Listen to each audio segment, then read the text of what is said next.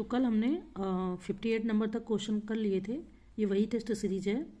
इसके बाद हम 1 बाय 1 करते जाएंगे। तो देखिए, शायद हमने इसका आंसर नहीं देखा था। यहाँ सूची फर्स्ट को सूची सेकंड से सम्मिलित करना है और नीचे दिए गए कोड का उपयोग करके सही उत्तर चुनना है। सूची फर्स्ट में इन्होंने कांग्रेस अध्यक्ष के नाम दिए: Ramesh Chandra Dutt, William Wedderburn, C Sarojini Naidu, D J B Kripalani. ठीक है। इसके बाद में ये कांग्रेस के अधिवेशन दिए गए: मेरठ, कानपुर, इलाहाबाद और लखनऊ। देखिए, अगर आप गेस करेंगे, हालांकि मैंने कल जितने भी कानपुर में या उत्तर प्रदेश में जितने भी कांग्रेस के अधिवेशन हुए उसके मैंने ईयर आपको बताए थे। तो लेकिन अगर आप गेस करना चाहें, आपको नहीं याद है, तो 1925 का जो कांग्रेस अधिवेशन होता है वो आपका जो लीड करती है वो सरोजनी नायडू लीड करती है। ठीक है। तो 1925 में सरोजनी नायडू जी करती हैं। इसके बाद में दूसरा अगर आपको गेस करना है तो मेरठ में जो अधिवेशन होता है वो आपका जे.बी. कृपलानी जी उसको लीड करते हैं। ठीक है, या अध्यक्षता करते हैं। तो जो मेरठ का अधिवेशन हो जाएगा जे.बी. कृपलानी, यानी कि डी फर्स्ट हो जाएगा आपका। इसके बाद में जो लखनऊ में होता है, सॉरी कानपुर का आपने गेस कर लिया, मेरठ का भी गेस कर लिया। तो इस तरीके से हम अपना कोड देखते हैं। तो जो हमने गेस किया कि आपका मेरठ और कानपुर, अगर आप दो को देखेंगे तो उस तरीके से हमारा ऑप्शन ए यहाँ पर सही हो जाता है। ठीक है। बाकी मैंने बहुत डिटेल में कल बता ही दिया था, आपको उससे काफ़ी हेल्प मिलेगी। ठीक, चलिए नेक्स्ट क्वेश्चन देखते हैं। नेक्स्ट है, नसरुद्दीन हैदर के संदर्भ में निम्नलिखित में से कौन सा से कथन सही है? ऑप्शन ए, वह ज्योतिष और खगोल विज्ञान में विश्वास रखता था। सेकंड, तारा वाली कोठी की स्थापना वर्ष 1832 में उनके द्वारा की गई थी। तो कह रहे हैं यहाँ पर कि नीचे दिए गए कूट का प्रयोग कर सही उत्तर चुनिए। कूट है ऑप्शन ए केवल फर्स्ट, बी फर्स्ट और सेकंड दोनों, सी केवल सेकंड, डी ना तो फर्स्ट और ना ही सेकंड। ठीक है। तो देख लेते हैं। नसीरुद्दीन हैदर के संदर्भ में देखिए, जो नसीरुद्दीन हैदर हैं 1827 से 1873 तक इनका कार्यकाल था और वह गाजीउद्दीन हैदर का पुत्र था। अपने पिता की मृत्यु के बाद वह 20 अक्टूबर 1827 को 25 वर्ष की आयु में सिंहासन पर बैठा। ठीक है। ज्योतिष एवं खगोल विज्ञान में उनका दृढ़ विश्वास था, तो इसलिए अपना कथन फर्स्ट तो सही है। इसके बारे में कह रहे हैं कि उन्होंने वर्ष 1832 यानी 1832 में लखनऊ में एक शाही वेधशाला तारा वाली कोठी या द हाउस ऑफ स्टार्स की स्थापना की। तो इस तरीके से हमारा बी ऑप्शन हो जाएगा सही, यानी कि फर्स्ट और सेकंड दोनों यहाँ पर सही हैं। ठीक है। चलिए आगे बढ़ते हैं। नेक्स्ट क्वेश्चन है कि भारतीय राष्ट्रीय कांग्रेस के द्वितीय अधिवेशन में गठित सिविल सेवा समिति में उत्तर प्रदेश से कितने सदस्य सम्मिलित थे? ऑप्शन ए 2, बी 3, सी 5 या डी 7। भारतीय राष्ट्रीय कांग्रेस के द्वितीय अधिवेशन के बारे में बात हो रही है। तो देखिए, भारतीय राष्ट्रीय कांग्रेस की स्थापना वर्ष 1885 में हुई है, सबको पता है, और सेवानिवृत्त ब्रिटिश सिविल सेवक A.U. होम द्वारा की गई थी। ठीक है। कलकत्ता में आयोजित दूसरे अधिवेशन में उत्तर प्रदेश से प्रतिनिधियों की संख्या बढ़कर 74 हो गई और इस सत्र की अध्यक्षता दादा भाई नौरोजी ने किया था। ठीक है। तो यहाँ पर जो बात हो रही है, तो ये तो इसका स्टैटिक पोर्शन हो गया। अब कह रहे, यहाँ क्वेश्चन ने क्या पूछा है कि उत्तर प्रदेश से कितने सदस्य शामिल हुए थे? तो इस समिति में उत्तर प्रदेश से 5 सदस्य शामिल थे। नाम है गंगा प्रसाद वर्मा, प्राणनाथ, मौलाना हामिद अली और तथा लखनऊ के नवाब रजा खां एवं प्रयागराज के मुंशी काशी प्रसाद जी। तो 5 लोग इसमें शामिल थे। 5 के नाम भी दिए हैं, आप अपने मन से भी अच्छे से PDF में पढ़ लीजिएगा और मैंने भी बता दिया। ठीक है। चलिए आगे बढ़ते हैं। नेक्स्ट क्वेश्चन देखते हैं। नेक्स्ट है कि निम्नलिखित में से कौन कांग्रेस सोशलिस्ट पार्टी का संस्थापक सदस्य था? Option A Ram Manohar Lohia, B Roshan Singh, C Lakshmi Raman Acharya या डी पुरुषोत्तम दास टंडन। तो कांग्रेस सोशलिस्ट पार्टी के बारे में बात हो रही है यहाँ पर। तो देखिए, वे कांग्रेस के समाजवादी गुट से जुड़े थे और कांग्रेस सोशलिस्ट पार्टी के संस्थापक सदस्य थे। उन्होंने भारत छोड़ो आंदोलन में सक्रिय रूप से भाग लिया। वे भूमिगत रहे और गुप्त रूप से कांग्रेस रेडियो पर प्रसारण करते रहे। वह अकबरपुर के रहने वाले थे और उन्होंने अयोध्या में रामायण मेले की शुरुआत भी की। तो अगर इस तरीके से आप देखेंगे तो आपको यहाँ पर आंसर तुरंत ही मिल जाएगा।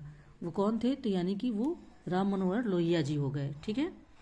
अगर रोशन सिंह के बारे में बात की जाएगी तो वो उनके बारे में भी काफ़ी अच्छी बातें बताई गई हैं सारी। मे बी कि जो बातें बताई गई उससे भी क्वेश्चन बनते रहते हैं, तो आप थोड़ा सा उसको भी ज़रूर पढ़ लीजिएगा।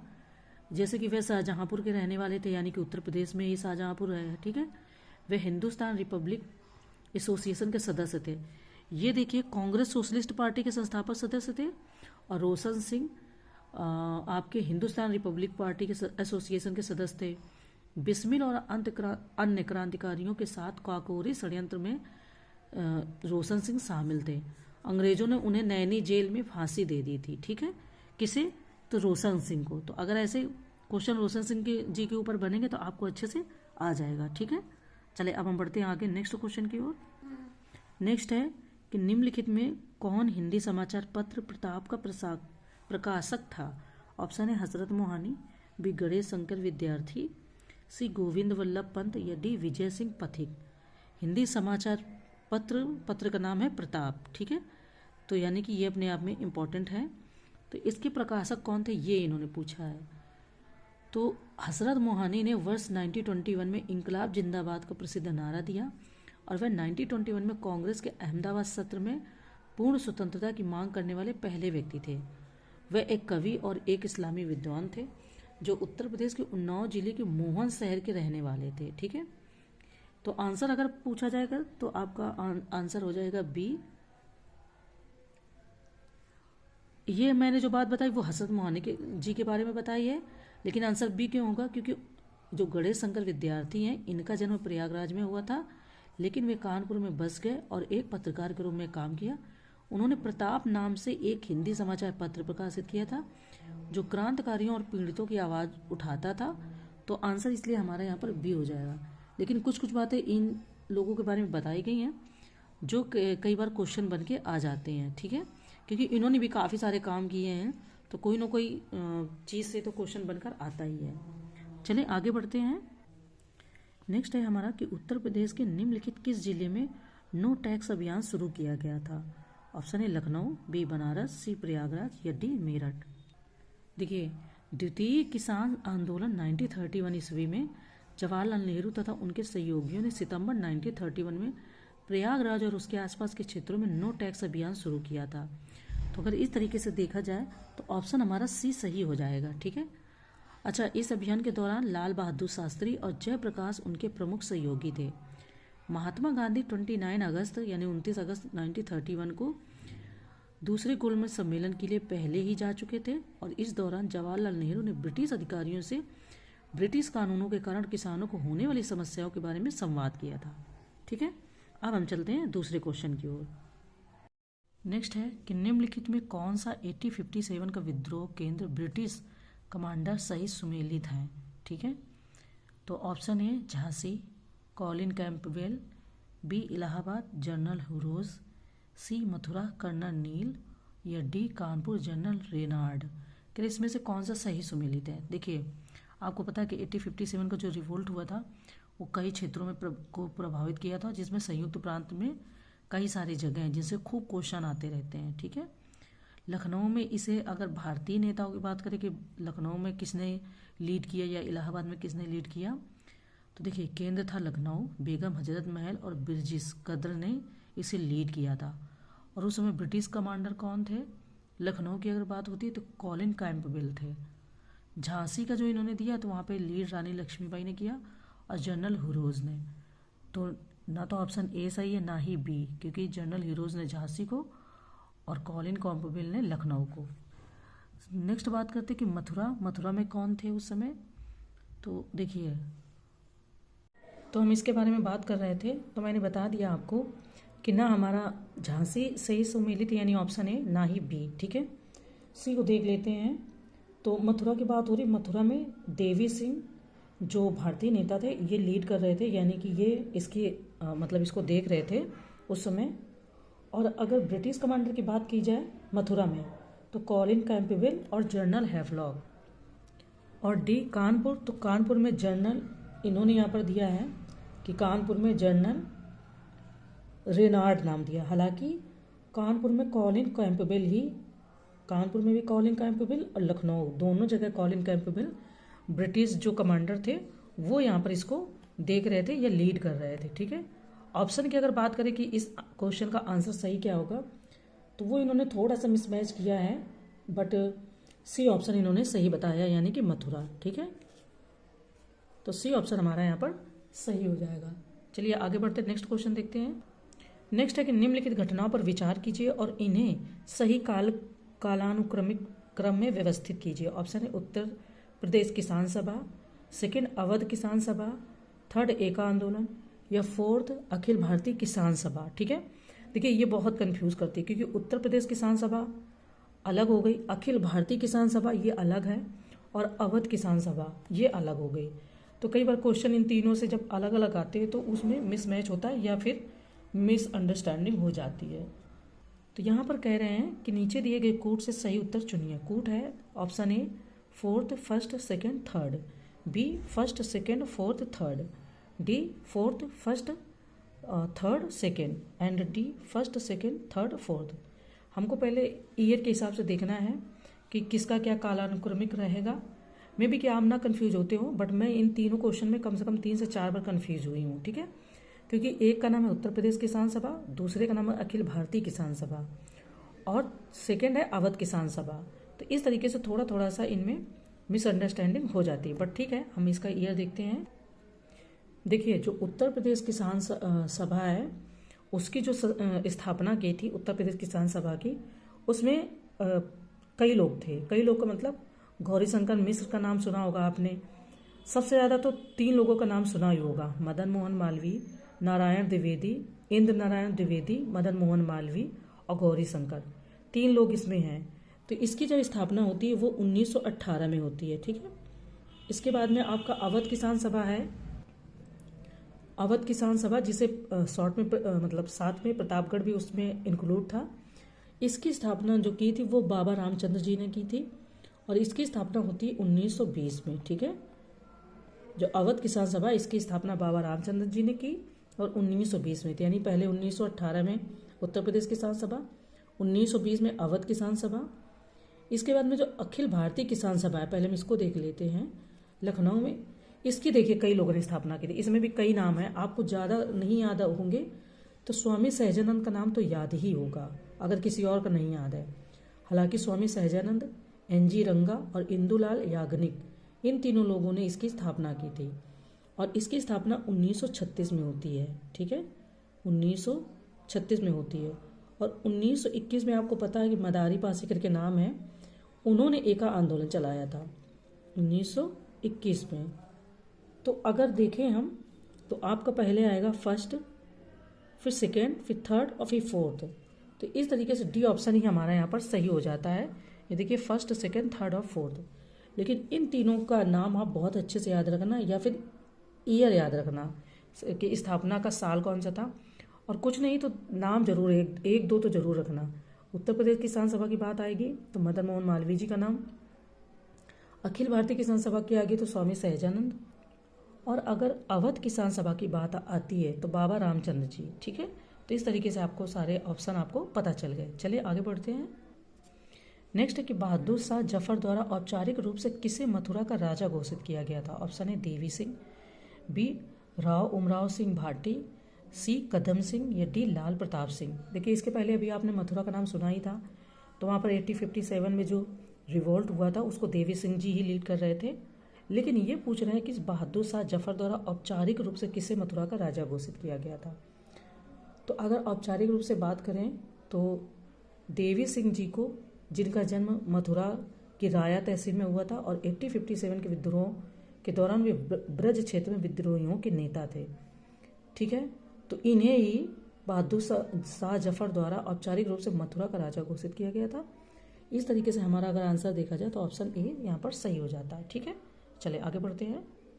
नेक्स्ट है कि देवबंद आंदोलन के संदर्भ में निम्नलिखित में से कौन सा से कथन सही है। ऑप्शन ए इस आंदोलन की शुरुआत 1866 और 67 में हुई थी।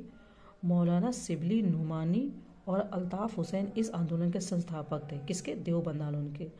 तो कह रहे नीचे दिए गए कोड का प्रयोग कर सही उत्तर चुनिए। ऑप्शन ए केवल फर्स्ट, बी फर्स्ट और सेकंड दोनों, सी केवल सेकंड, डी ना तो फर्स्ट और ना ही सेकंड। तो अब देवबंद आंदोलन की बात कर लेते हैं। देखिए जैसा कि क्वेश्चन में बताया, तो देखिए जो देवबंद आंदोलन है वो आपका 1866 से 67 में मुसलमानों में सांस्कृतिक जागरूकता, नैतिकता और समृद्धि लाने के लिए शुरू किया गया था। और इसका मुख्य केंद्र की बात करें तो सहारनपुर जिले के देवबंद में है। तो इसलिए कथन ए सही है आपका, ठीक है। बी आपका सही नहीं।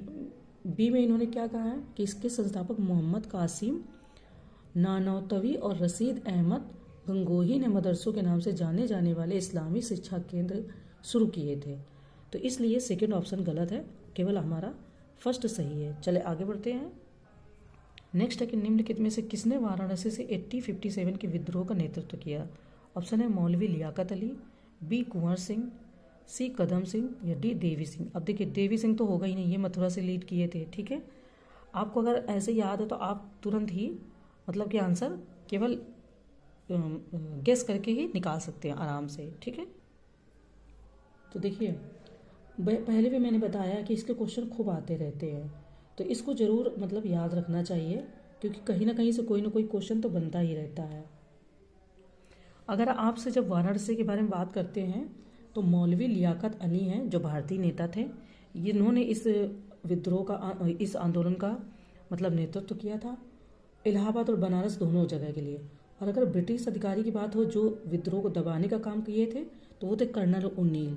तो भारतीय की बात हो रही है कि किसने इसका नेतृत्व किया, तो मौलवी लियाकत अली ने किया था और कर्नल ओनील ने इसे दबाने का प्रयास किया था। अगर बिहार की बात की जाएगी तो बिहार में कुंवर सिंह ने इसे मतलब नेतृत्व प्रदान किया, देवी सिंह ने मथुरा से। और अगर आपकी बात की जाएगी कदम सिंह की तो फिलहाल इनका अभी नहीं समझ में आता है, बाकी और कई सारे क्वेश्चन में मैंने बहुत सारी चीज़ें बताई हैं, ठीक है। चलिए हम नेक्स्ट क्वेश्चन देखते हैं। नेक्स्ट है कि सूची फर्स्ट को सूची सेकंड से सुमेलित कीजिए और सूचियों के नीचे दिए गए कोड का उपयोग करके सही उत्तर चुनिए। सूची फर्स्ट है दौलत खाना, बी विलायती बाग, सी कैसर बाग या डी छोटा इमामबाड़ा। अब यहाँ सूची सेकंड है। देखिए ये कह रहे हैं कि फर्स्ट मोहम्मद अली शाह, बी वाजिद अली शाह, सी आसफुद्दौला या डी गाजीउद्दीन हैदर। वाजिद अली शाह को तो आप समझ सकते हैं कि लखनऊ जो क्षेत्र था तो वहाँ पर जो आपका एक हो गया छोटा इमामबाड़ा और एक चीज़ हो गई। तो अगर आप कंफ्यूज हो कैसर बाग और छोटा इमामबाड़ा में तो देखिए जो वाजिद अली शाह जी हैं या थे, वाजिद अली शाह जो थे इन्होंने कैसर बाग, ठीक है, कैसर बाग आपका तो बी, अगर आपका बी सॉरी सेकंड अगर आपकी बात होगी सेकंड सी। अब सेकंड सी यहाँ पर दो जगह पर दिया, बट कोई नहीं, हम आगे चलते हैं। आसफुद्दौला की बात अगर हो जाएगी तो उन्होंने मच्छी भवन, रूमी दरवाजा एवं अतुलनीय 12 इमामबाड़ा के पश्चिम में अपने निवास के रूप में दौलत खाना का निर्माण कराया। इमामबाड़ा और रूमी दरवाजा का निर्माण वर्ष 1784 में अकाल राहत के उपाय के रूप में किया गया था। तो अगर इनकी आसफुद्दौला के बारे में बात करें कि आसफुद्दौला ने किसका निर्माण कराया तो आसफुद्दौला 3 है, तो ये हो जाएंगे आपके। तो इस तरीके से अगर आप फर्स्ट को और सेकंड से मिलान करेंगे तो यहाँ पर जो कूट दिया है वो आपका निकल के आएगा बी। बी मतलब A3 यानी कि दौलत खाना मोहम्मद अली शाह, B4, ठीक है, A3 B4। बी में है विलायती बाग वाजिद अली शाह, इसके बाद में इन्होंने दिया है C2, ठीक है, मतलब हमारा मिलान करने से C2 आ रहा है। कैसर बाग, देखिए इन नामों में मत थोड़ा सा कंफ्यूज होना, एक है मोहम्मद अली शाह और दूसरे वाजिद अली शाह, दोनों लोगों के नाम में लास्ट में अली शाह आ रहा है, ठीक है, तो इसमें कंफ्यूज नहीं होना। कूट हमारा निकलेगा A3 B4 C2 D1, ठीक है। चलिए PDF में भी देख लेना आप और मिलान कर लेना। चलिए आगे बढ़ते हैं। कह रहे कि कौशाम्बी किस महाजनपद की राजधानी थी। ऑप्शन है काशी, बी वत्स, सी कुरु, डी अंग, ठीक है। ये क्वेश्चन आते हैं क्योंकि प्राचीन काल से संबंधित है क्वेश्चन, तो आते रहते हैं क्वेश्चन, ऐसा नहीं कि नहीं पूछते हैं। तो देखिए प्राचीन भारत में कौशाम्बी चेदी वत्स महाजनपद की राजधानी थी जो प्रमुख महाजनपदों में से एक था जिसमें इंडो आर्यन लोग विभाजित थे। तो अगर बात होगी तो वत्स हो जाएगी, ठीक है। वत्स जो है वो कौशाम्बी की, मतलब जो कौशाम्बी है वो वत्स की जो महाजनपद थे उसकी राजधानी थी। आगे बढ़ते हैं, नेक्स्ट देखते हैं क्वेश्चन।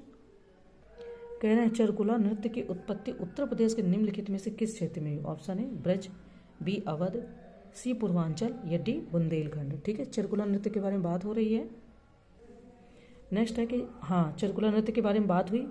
तो जो चरकुला नृत्य है या जो चरकुला नृत्य शैली है जिसकी उत्पत्ति ब्रज क्षेत्र में हुई थी, तो इस तरीके से हमारा ए ऑप्शन सही हो जाएगा। ठीक है, और ये भगवान जो कृष्ण हैं कि प्रिय राधा के जन्म के अवसर पर किया जाता है। आमतौर पर यह होली पर्व के तीसरे दिन भी मनाया जाता है। क्या मनाया जाता है? चरकुला नृत्य। ठीक है, चलिए आगे बढ़ते हैं, नेक्स्ट क्वेश्चन देखते हैं। नेक्स्ट है कि निम्नलिखित में से कौन सा लोक नृत्य बुंदेलखंड क्षेत्र में पुत्र के जन्म पर किया जाता है? तो यहाँ पर बात हो रही है जैसे विभिन्न क्षेत्रों में वहाँ की सांस्कृतिक विरासत चीज़ें होती हैं, वहाँ के नए नए जो संस्कार होते हैं उनसे कुछ ना कुछ क्वेश्चन बनते हैं, क्योंकि यूपी स्पेशल के क्वेश्चन है तो यूपी स्पेशल से ज़रूर कुछ ना कुछ बनेगा। तो वही है कि बुंदेलखंड के क्षेत्र में पुत्र के जन्म पर किया जाता है कौन सा नृत्य किया जाता है? तो देखिए, विभिन्न क्षेत्रों में विभिन्न शैलियाँ जो मैंने अभी बताई कि विकसित होने के कारण इनके विभिन्न रूप है। बुंदेलखंड क्षेत्र में पुत्र के जन्म पर किया जाता है तो कौन सा नृत्य किया जाता है? ख्याल नृत्य। ठीक है, तो ऑप्शन ए हमारा यहाँ पर सही हो जाएगा, ख्याल नृत्य। आगे बढ़ते हैं, कह रहे हैं कि निम्नलिखित में से किस राज्य में स्वांग लोक नृत्य प्रचलित है? ऑप्शन है Uttar Pradesh, B Rajasthan, third Madhya Pradesh, four Maharashtra. स्वांग लोक नृत्य के बारे में बात हो रही है। तो देखिए, यह एक नाट्य नृत्य शैली है जिसमें नकल बोलते हैं ना, लोग की नकल कर रहे हैं, नकल शामिल है। इसके साथ गीत और संवाद भी हैं जो मुख्यतः संवाद प्रधान है। ये जो स्वांग नृत्य होता है ये आपका राजस्थान, हरियाणा, मध्य प्रदेश के साथ साथ उत्तर प्रदेश में एक बहुत प्रसिद्ध लोक नृत्य नाट्य शैली है। तो इस तरीके से बी ऑप्शन, अब इन्होंने इसीलिए देखिए इसलिए नीचे कूट का प्रयोग कर दिया है। क्यों? क्योंकि कई सारे राज्यों में होता है। तो ऑप्शन ए आपका दे दिया है फर्स्ट और फोर्थ, बी केवल फर्स्ट, सेकेंड और थर्ड, सी केवल थर्ड और फोर्थ, और डी केवल फर्स्ट और सेकेंड। ठीक है, तो जो हमने अभी बात की उसके हिसाब से जो आंसर हो जाएगा वो बी, यानी कि फर्स्ट, सेकेंड और थर्ड। फर्स्ट, सेकेंड और थर्ड का मतलब उत्तर प्रदेश, राजस्थान और मध्य प्रदेश। ये महाराष्ट्र में नहीं होता है। ठीक है, चलिए आगे बढ़ते हैं, नेक्स्ट क्वेश्चन देखते हैं। नेक्स्ट क्वेश्चन है हमारा, कह रहे सूची फर्स्ट को सूची सेकंड से सुमेलित कीजिए। यानी कि यहाँ पर सूची दी गई है, ये सूची फर्स्ट है और ये सेकंड है, और इसके बाद में कूट का प्रयोग करके सही उत्तर चुनना है। ठीक है, ये क्षेत्र है और ये लोक नृत्य है। पूर्वांचल, कलाबाजी, अवध, यानी बी ऑप्शन अवध, चौरसिया, सी ब्रज क्षेत्र, झूला, और डी बुंदेलखंड, दीवारी, पाई, डंडा। ठीक है, ये आपका कूट दिया है। तो पहले हम इनको मिलान कर लेते हैं। देखिए, यहाँ तो ऑप्शन ए की ही है तो हमें मिलान तो करना, लेकिन आपको यूपी स्पेशल में जब पूर्वांचल की बात आएगी तो आपको पूर्वांचल में यहाँ बहुत सारी, तो जब पूर्वांचल की बात आएगी तो यहाँ पर बहुत सारे जो लोक नृत्य है वो प्रसिद्ध हैं। हो सकता है कि यहाँ पर इन्होंने उसको ऑप्शन दे दिया है, लेकिन जैसे पूर्वांचल का ऑप्शन चौरसिया दिया है, लेकिन अगर चौरसिया की जगह कुछ और दे दिया, कटघोड़वा दे दिया, नटवारी दे दिया, धोबिया दे दिया, धीवर दे दिया, दादरा दे दिया, नटुआ और कहरवा, तो फिर आप यहाँ पर मतलब कि परेशान हो जाएंगे। तो ये इसके चौरसिया के साथ में, ये चौरसिया भी पूर्वांचल का ही है। पूर्वांचल की जब बात होगी तो चौरसिया का नाम आ जाएगा, और चौरसिया के साथ में ये चार नाम और याद रखना, कटघोड़वा, नटवारी, धीवर, नटुआ, कहरवा, ये नाम पूर्वांचल के हैं। ठीक है, पूर्वांचल के लोक नृत्य के। अगर आप बात करोगे अवध के, तो अवध का आपको पता है जोगिनी, कलाबाजी और ढेडिया, ब्रज क्षेत्र, झूला। ठीक है, तो अवध की बात होगी तो अवध आपका है जो ये अवध, ये आपका आ जाएगा झूला में। ठीक है, यानी कि B3, A2 B3। देखिए, कंफ्यूज नहीं होइएगा, ये झूला ना आपका ब्रज क्षेत्र में भी प्रसिद्ध है और अवध में भी प्रसिद्ध है। ठीक है, तो इसका ऑप्शन ये झूला नहीं होगा, इसका हो जाएगा अवध का कलाबाजी। कलाबाजी और झूला अवध में भी है और ब्रज क्षेत्र में भी है यहाँ पर, लेकिन इन्होंने इसको अवध के लिए दिया है। ब्रज क्षेत्र का आपका झूला हो गया, बुंदेलखंड का आपका दीवारी, पाई, डंडा हो गया। तो इस तरीके से जो हमने मिलान किया है उस तरीके से अगर मिलान करेंगे तो ऑप्शन जो निकलेगा वो A2 B1 C3 और D4। ठीक है, तो बी ऑप्शन हमारा यहाँ पर सही हो जाएगा। चलिए आगे बढ़ते हैं, नेक्स्ट क्वेश्चन देखते हैं। नेक्स्ट है कि निम्नलिखित में से उत्तर प्रदेश के किस संगीत घराने को पूरब घराना भी कहा जाता है? ऑप्शन है लखनऊ घराना, बी फतेहपुर सीकरी घराना, सी सहारनपुर घराना, या डी कानपुर घराना। घराना से भी क्वेश्चन आते हैं। तो पूरब घराना किसे कहते हैं? तो देखिए, इसे पूरब के घराना के नाम से भी जाना जाता है और ये उत्तर प्रदेश के प्रमुख घरानों में से एक है। वो कौन है? वो आपका है लखनऊ घराना। तो ऑप्शन ए आपका हो जाएगा। घराना सुकुमारता और जटिल अलंकरणों से भरपूर ठुमरी प्रस्तुत करता है और घराने का एक बहुत ही विशिष्ट योगदान बंदिश की ठुमरी का विकास है। नवाब वाजिद अली शाह और संगीत और कला प्रेमी थे और उनके ही काल में शाह अवध की कला का स्वर्ण युग कहा जाता है और उनके शाही दरबार में ठुमरी और भाव शैलियाँ प्रमुख थी। तो आंसर हमारा हो जाएगा ऑप्शन ए पूरब घराना। नेक्स्ट क्वेश्चन कह रहे हैं कि उत्तर प्रदेश में संगीत विकास के संदर्भ में निम्नलिखित में से कौन सा से कथन सही है? ऑप्शन ए, बरेली के प्रसिद्ध गायक राम पदारथ को अयोध्या नरेश ददुआ का संरक्षण प्राप्त था।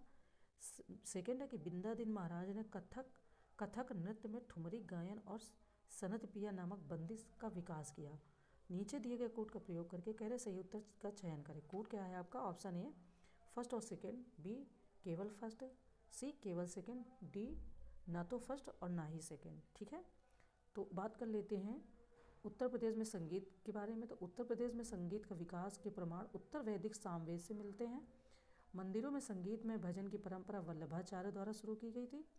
बरेली के प्रसिद्ध गायक राम पदारथ को अयोध्या नरेश ददुआ का संरक्षण प्राप्त। कथन ये सही है आपका। ठीक है, इसके बाद में अगर सेकंड की बात करें तो अवध के प्रसिद्ध संगीतकार बिंदादिन महाराज ने कथक नृत्य में ठुमरी गायन और सनत पिया नामक बंदिश विकसित की। तो इसलिए आपका ऑप्शन ए यानी कि फर्स्ट और सेकंड दोनों ही सही है। चलते हैं आगे बढ़ते हैं। नेक्स्ट हमारा क्वेश्चन है कि निम्नलिखित में से कौन आगरा संगीत घराने से संबंधित नहीं है? अब यहाँ पर इन्होंने चूंकि नहीं पूछा तो और ध्यान देना है। Option A Natthan Khan, B Dinkar Kaikini, C Pandit Ganpat Rao और डी फयाज खान। कह रहे हैं कि ये आगरा घराने से संबंधित नहीं है। ठीक है, तो देखिए, तो हम अगर बात करें तो आगरा संगीत घराना, इस घराने के संगीतकार हाजी सुल्तान खान को संस्थापक मानते हैं। कहा जाता है कि उन्हें अकबर द्वारा दीपक ज्योति की उपाधि से सम्मानित किया गया और आगरा घराने की गायन शैली ख्याल और ध्रुपद धमार का मिश्रण है। तो अगर आंसर होगा तो गणपत राव जी हो जाएगा कि पंडित गणपत राव जो हैं ये सन्नो खुराना, सुलोचना बृहस्पति और दीपक चटर्जी रामपुर सहसवान घराना के गायक है। तो सी ऑप्शन हो जाएगा कि पंडित गणपत राव आगरा घराने से संबंधित नहीं है। ठीक है, चलिए आगे बढ़ते हैं। नेक्स्ट क्वेश्चन देखते हैं। नेक्स्ट है कि उत्तर प्रदेश के लोकगीतों के संदर्भ में निम्नलिखित में से कौन सा से कथन सही है? ऑप्शन है कजरी उत्तर प्रदेश की महिलाओं द्वारा शीत ऋतु में गाई जाती है। सेकंड है कि ईसुरी फाग बुंदेलखंड क्षेत्र में प्रसिद्ध है। तो नीचे दिए गए कोड का प्रयोग करके सही उत्तर का चयन करना। कोड है आपका ए ना तो फर्स्ट और ना ही सेकंड, बी केवल फर्स्ट, सी केवल सेकंड, डी फर्स्ट और सेकंड दोनों। ठीक है, देखिए इन्होंने कहा कि कजरी उत्तर प्रदेश की महिलाओं द्वारा शीत ऋतु में गाई जाती है। तो ये आपका बरसात के मौसम में उत्तर प्रदेश और आसपास के क्षेत्रों की महिलाओं द्वारा गाया जाता है।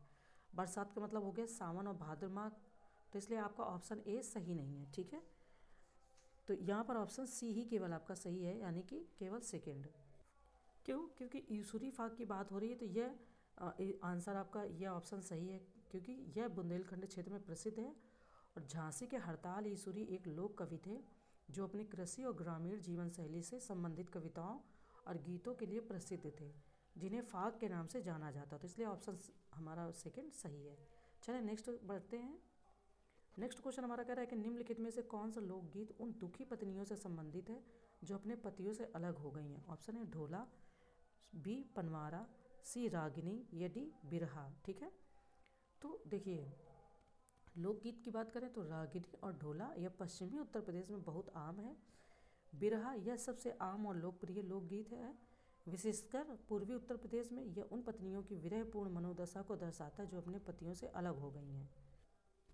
तो इस तरीके से हम अगर आंसर देखेंगे तो बिरहा आपका हो जाएगा। ये लोकगीत उन दुखी पत्नियों से संबंधित जो अपने पतियों से अलग हो गई। ठीक है, चलिए नेक्स्ट क्वेश्चन की ओर बढ़ते हैं। नेक्स्ट हमारा सूची का क्वेश्चन है। यहाँ पर फिर सूची फर्स्ट दिया गया है, सूची फर्स्ट को सूची सेकंड के साथ सुमेलित करना है और नीचे दिए गए कोड की सहायता से सही उत्तर का चयन करना है। ठीक है, सूची फर्स्ट में क्या है? मेलों का नाम है और ये सूची सेकंड में क्या है? स्थान है। ठीक है, ऑप्शन है गोविंद साहब मेला बलिया, बी ददरी मेला अम्बेडकर नगर, सी श्रावण झूला मेला वाराणसी और डी ध्रुपद मेला अयोध्या। अब इन्हें मिलान करना है। देखिए जो ये गोविंद साहब का मेला है ये आपका अंबेडकर नगर में लगता है, ना कि बलिया में, ठीक है। इसके बाद में अगर द्रुपद मेला की बात करें तो ये आपका वाराणसी में लगता है। और अगर श्रावण झूला मेला की बात करें तो ये आपका अयोध्या में लगता है, ठीक है। और आपका बी ऑप्शन बचा ददरी मेला, तो आपका ददरी मेला बलिया में लगता है। तो इस तरीके से जो हमारा कूट सही निकल आएगा A2B1, A2B1, ठीक है। तो बी ऑप्शन हमारा सही से निकल आएगा क्योंकि और किसी में A2B1 बराबर में दिया ही नहीं है, C4D3, ठीक है। चलिए नेक्स्ट क्वेश्चन देखते हैं। नेक्स्ट है कि कैलाश मेला प्रतिवर्ष उत्तर प्रदेश के निम्नलिखित में से किस जिले में आयोजित किया जाता है। ऑप्शन है लखनऊ, बी कानपुर, सी गोरखपुर या डी आगरा, ठीक है। बहुत सिंपल है, अगर आपने यूपी स्पेशल को पढ़ा है थोड़ा बहुत भी तो बहुत ही सिंपल है क्वेश्चन। देखिए ये वैसे ही पता है कि आगरा में लगता है और यह एक रंगीन कार्निवल है। यह कैलाश आगरा जिला में भगवान शिव के सम्मान में मनाया जाता है और यह अगस्त और सितंबर के महीने में आयोजित किया जाता है, ठीक है। तो इस तरीके से डी ऑप्शन हमारा सही हो गया। नेक्स्ट क्वेश्चन देखते हैं। नेक्स्ट है कि पूर्ण कुंभ मेला महोत्सव प्रत्येक वर्ष बाद प्रयागराज में आयोजित होता है। तो पूर्ण कुंभ कब लगता है और अर्ध कुंभ कब लगता है, ये थोड़ा सा इसका जो डिफरेंस है वो जरूर पता मतलब कि ध्यान रखिएगा। पूर्ण कुंभ की बात करें तो ये दुनिया का सबसे बड़ा मेला है जिसमें न केवल भारत से बल्कि दुनिया भर से विभिन्न श्रद्धालु आते हैं और शामिल भी होते हैं। पूर्ण कुंभ की बात होगी तो ये 12 साल में लगता है। अर्ध कुंभ की बात होगी तो ये 6 साल में लगता है, ठीक है। और अगर महाकुंभ मेला की बात होगी तो यह हर साल नहीं, यह हर 144 साल में केवल प्रयागराज में ही आयोजित किया जाता है। तो अगर पूर्ण कुंभ की बात हो रही तो ऑप्शन हमारा ए यानी कि 12 साल। चले आगे बात करते हैं। Next question. नेक्स्ट है कि कवि संत रविदास के संदर्भ में निम्नलिखित में से कौन सा से कथन सही है। ऑप्शन ए, वे भक्ति आंदोलन के एक दक्षिण भारतीय सहस्रवादी कवि संत थे। सेकंड, उनके भक्ति छंदों को सिख धर्म ग्रंथों में शामिल किया गया जिन्हें गुरु ग्रंथ साहिब के नाम से जाना जाता है। तो कह रहे नीचे दिए गए कूट का प्रयोग करके सही उत्तर को चयन करना है। कूट क्या है। ऑप्शन ए फर्स्ट और सेकंड दोनों, बी केवल फर्स्ट, सी केवल सेकंड, डी ना तो फर्स्ट और ना ही सेकंड। बात हो रही कवि संत रविदास के बारे में। तो देखिए जो कवि संत रविदास है इनका जन्म वर्ष 1388 में वाराणसी जिले में हुआ था और वह भक्ति आंदोलन के उत्तर भारतीय रहस्यवादी कवि थे। तो इसलिए फर्स्ट ऑप्शन आपका गलत हो जाता है क्योंकि इन्होंने दक्षिण भारतीय लिखा है, ठीक है। तो ये अपने आप में ऑप्शन गलत हो जाता है, ठीक है। इसके बाद में कह रहे हैं कि उनके भक्तिपूर्ण छंदों को सिख धर्म ग्रंथों में शामिल किया गया था जिन्हें गुरु ग्रंथ साहिब के नाम से जाना जाता है। उनकी 41 कविताएं आदि ग्रंथ में शामिल हैं। तो इसलिए सेकंड ऑप्शन हमारा यानी कि सी सही है, सेकंड ऑप्शन सही है। चलिए नेक्स्ट क्वेश्चन देखते हैं। नेक्स्ट है कि निम्नलिखित में से कौन सा युग्म लेखक कवि योगदान सुमेलित नहीं है। Option A Malik Muhammad Jayasi Padmavat, B Bharatendu Harishchandra Bharat Durdasha, C Mahadevi Verma Rashmi, D Dharmvir Bharati Bharat Bharati, ठीक है। तो लग रहा होगा आपको इनमें से कि क्या ही सही होगा और क्या गलत होता है, देखते हैं। तो यहाँ पर अगर बात करें धर्मवीर भारती की तो धर्मवीर भारती ने गुनाहों का देवता लिखा है, ना कि भारत भारती, ठीक है। तो डी ऑप्शन हो जाएगा कि जो सही सुमेलित नहीं, और पूछा भी था कि इसमें से सही सुमेलित नहीं वो बताना है। तो धर्मवीर भारती जी ने भारत भारती नहीं लिखा है। महादेवी वर्मा की बात करें तो इन्होंने नीरजा रश्मि दो नहीं ज़्यादा लिखे होंगे बट यहाँ पर नीरजा और रश्मि, जिसमें से रश्मि इन्होंने दिया हुआ है, ठीक है। चलिए आगे बात करते हैं। Next question. नेक्स्ट है कि कर्मभूमि उपन्यास किसके द्वारा लिखा गया था। ऑप्शन ए मैथिली शरण गुप्ता, बी अमीर खुसरो, सी मुंशी प्रेमचंद या डी जयशंकर प्रसाद। कर्मवीर भारती उपन्यास की बात हो रही है तो मुंशी प्रेमचंद यानी कि धनपत राय, उनका जन्म वर्ष 1880 ईस्वी में लमही वाराणसी में हुआ था। उन्होंने 1 दर्जन से अधिक उपन्यास, लगभग 250 लघु कथाएँ, कई निबंध लिखे और कई विदेशी साहित्यिक कृतियों का हिंदी में अनुवाद भी किया है। उनकी प्रसिद्ध कृतियों में योगदान है प्रसिद्ध कृतियों में जो प्रमुख हैं वो आपको पता ही है, गोदान, कर्मभूमि, गबन, मानसरोवर, ईदगाह शामिल है, ठीक है। तो सी ऑप्शन हो जाएगा मुंशी प्रेमचंद, इन्होंने ही कर्मभूमि उपन्यास लिखा है, ठीक है। चलिए आगे बढ़ते हैं। नेक्स्ट है कि उत्तर प्रदेश उर्दू अकादमी की स्थापना हुई है। ऑप्शन ए 1972 में, बी 1975 में, सी 1992 में या डी 1995 में। देखिए मैंने कुछ चीज़ें जो इंपॉर्टेंट चीज़ें हैं यूपी स्पेशल के अपने वीडियो में मतलब कि बताया हुआ है, ठीक है। आप में से जो भी नया व्यक्ति जुड़ रहा है अगर वो उसने नहीं देखा है तो मैंने 50 के अराउंड हमारे टेस्ट होने वाले हैं, जो मैंने फ्री ऑफ कॉस्ट @ करके आप अगर सर्च करोगे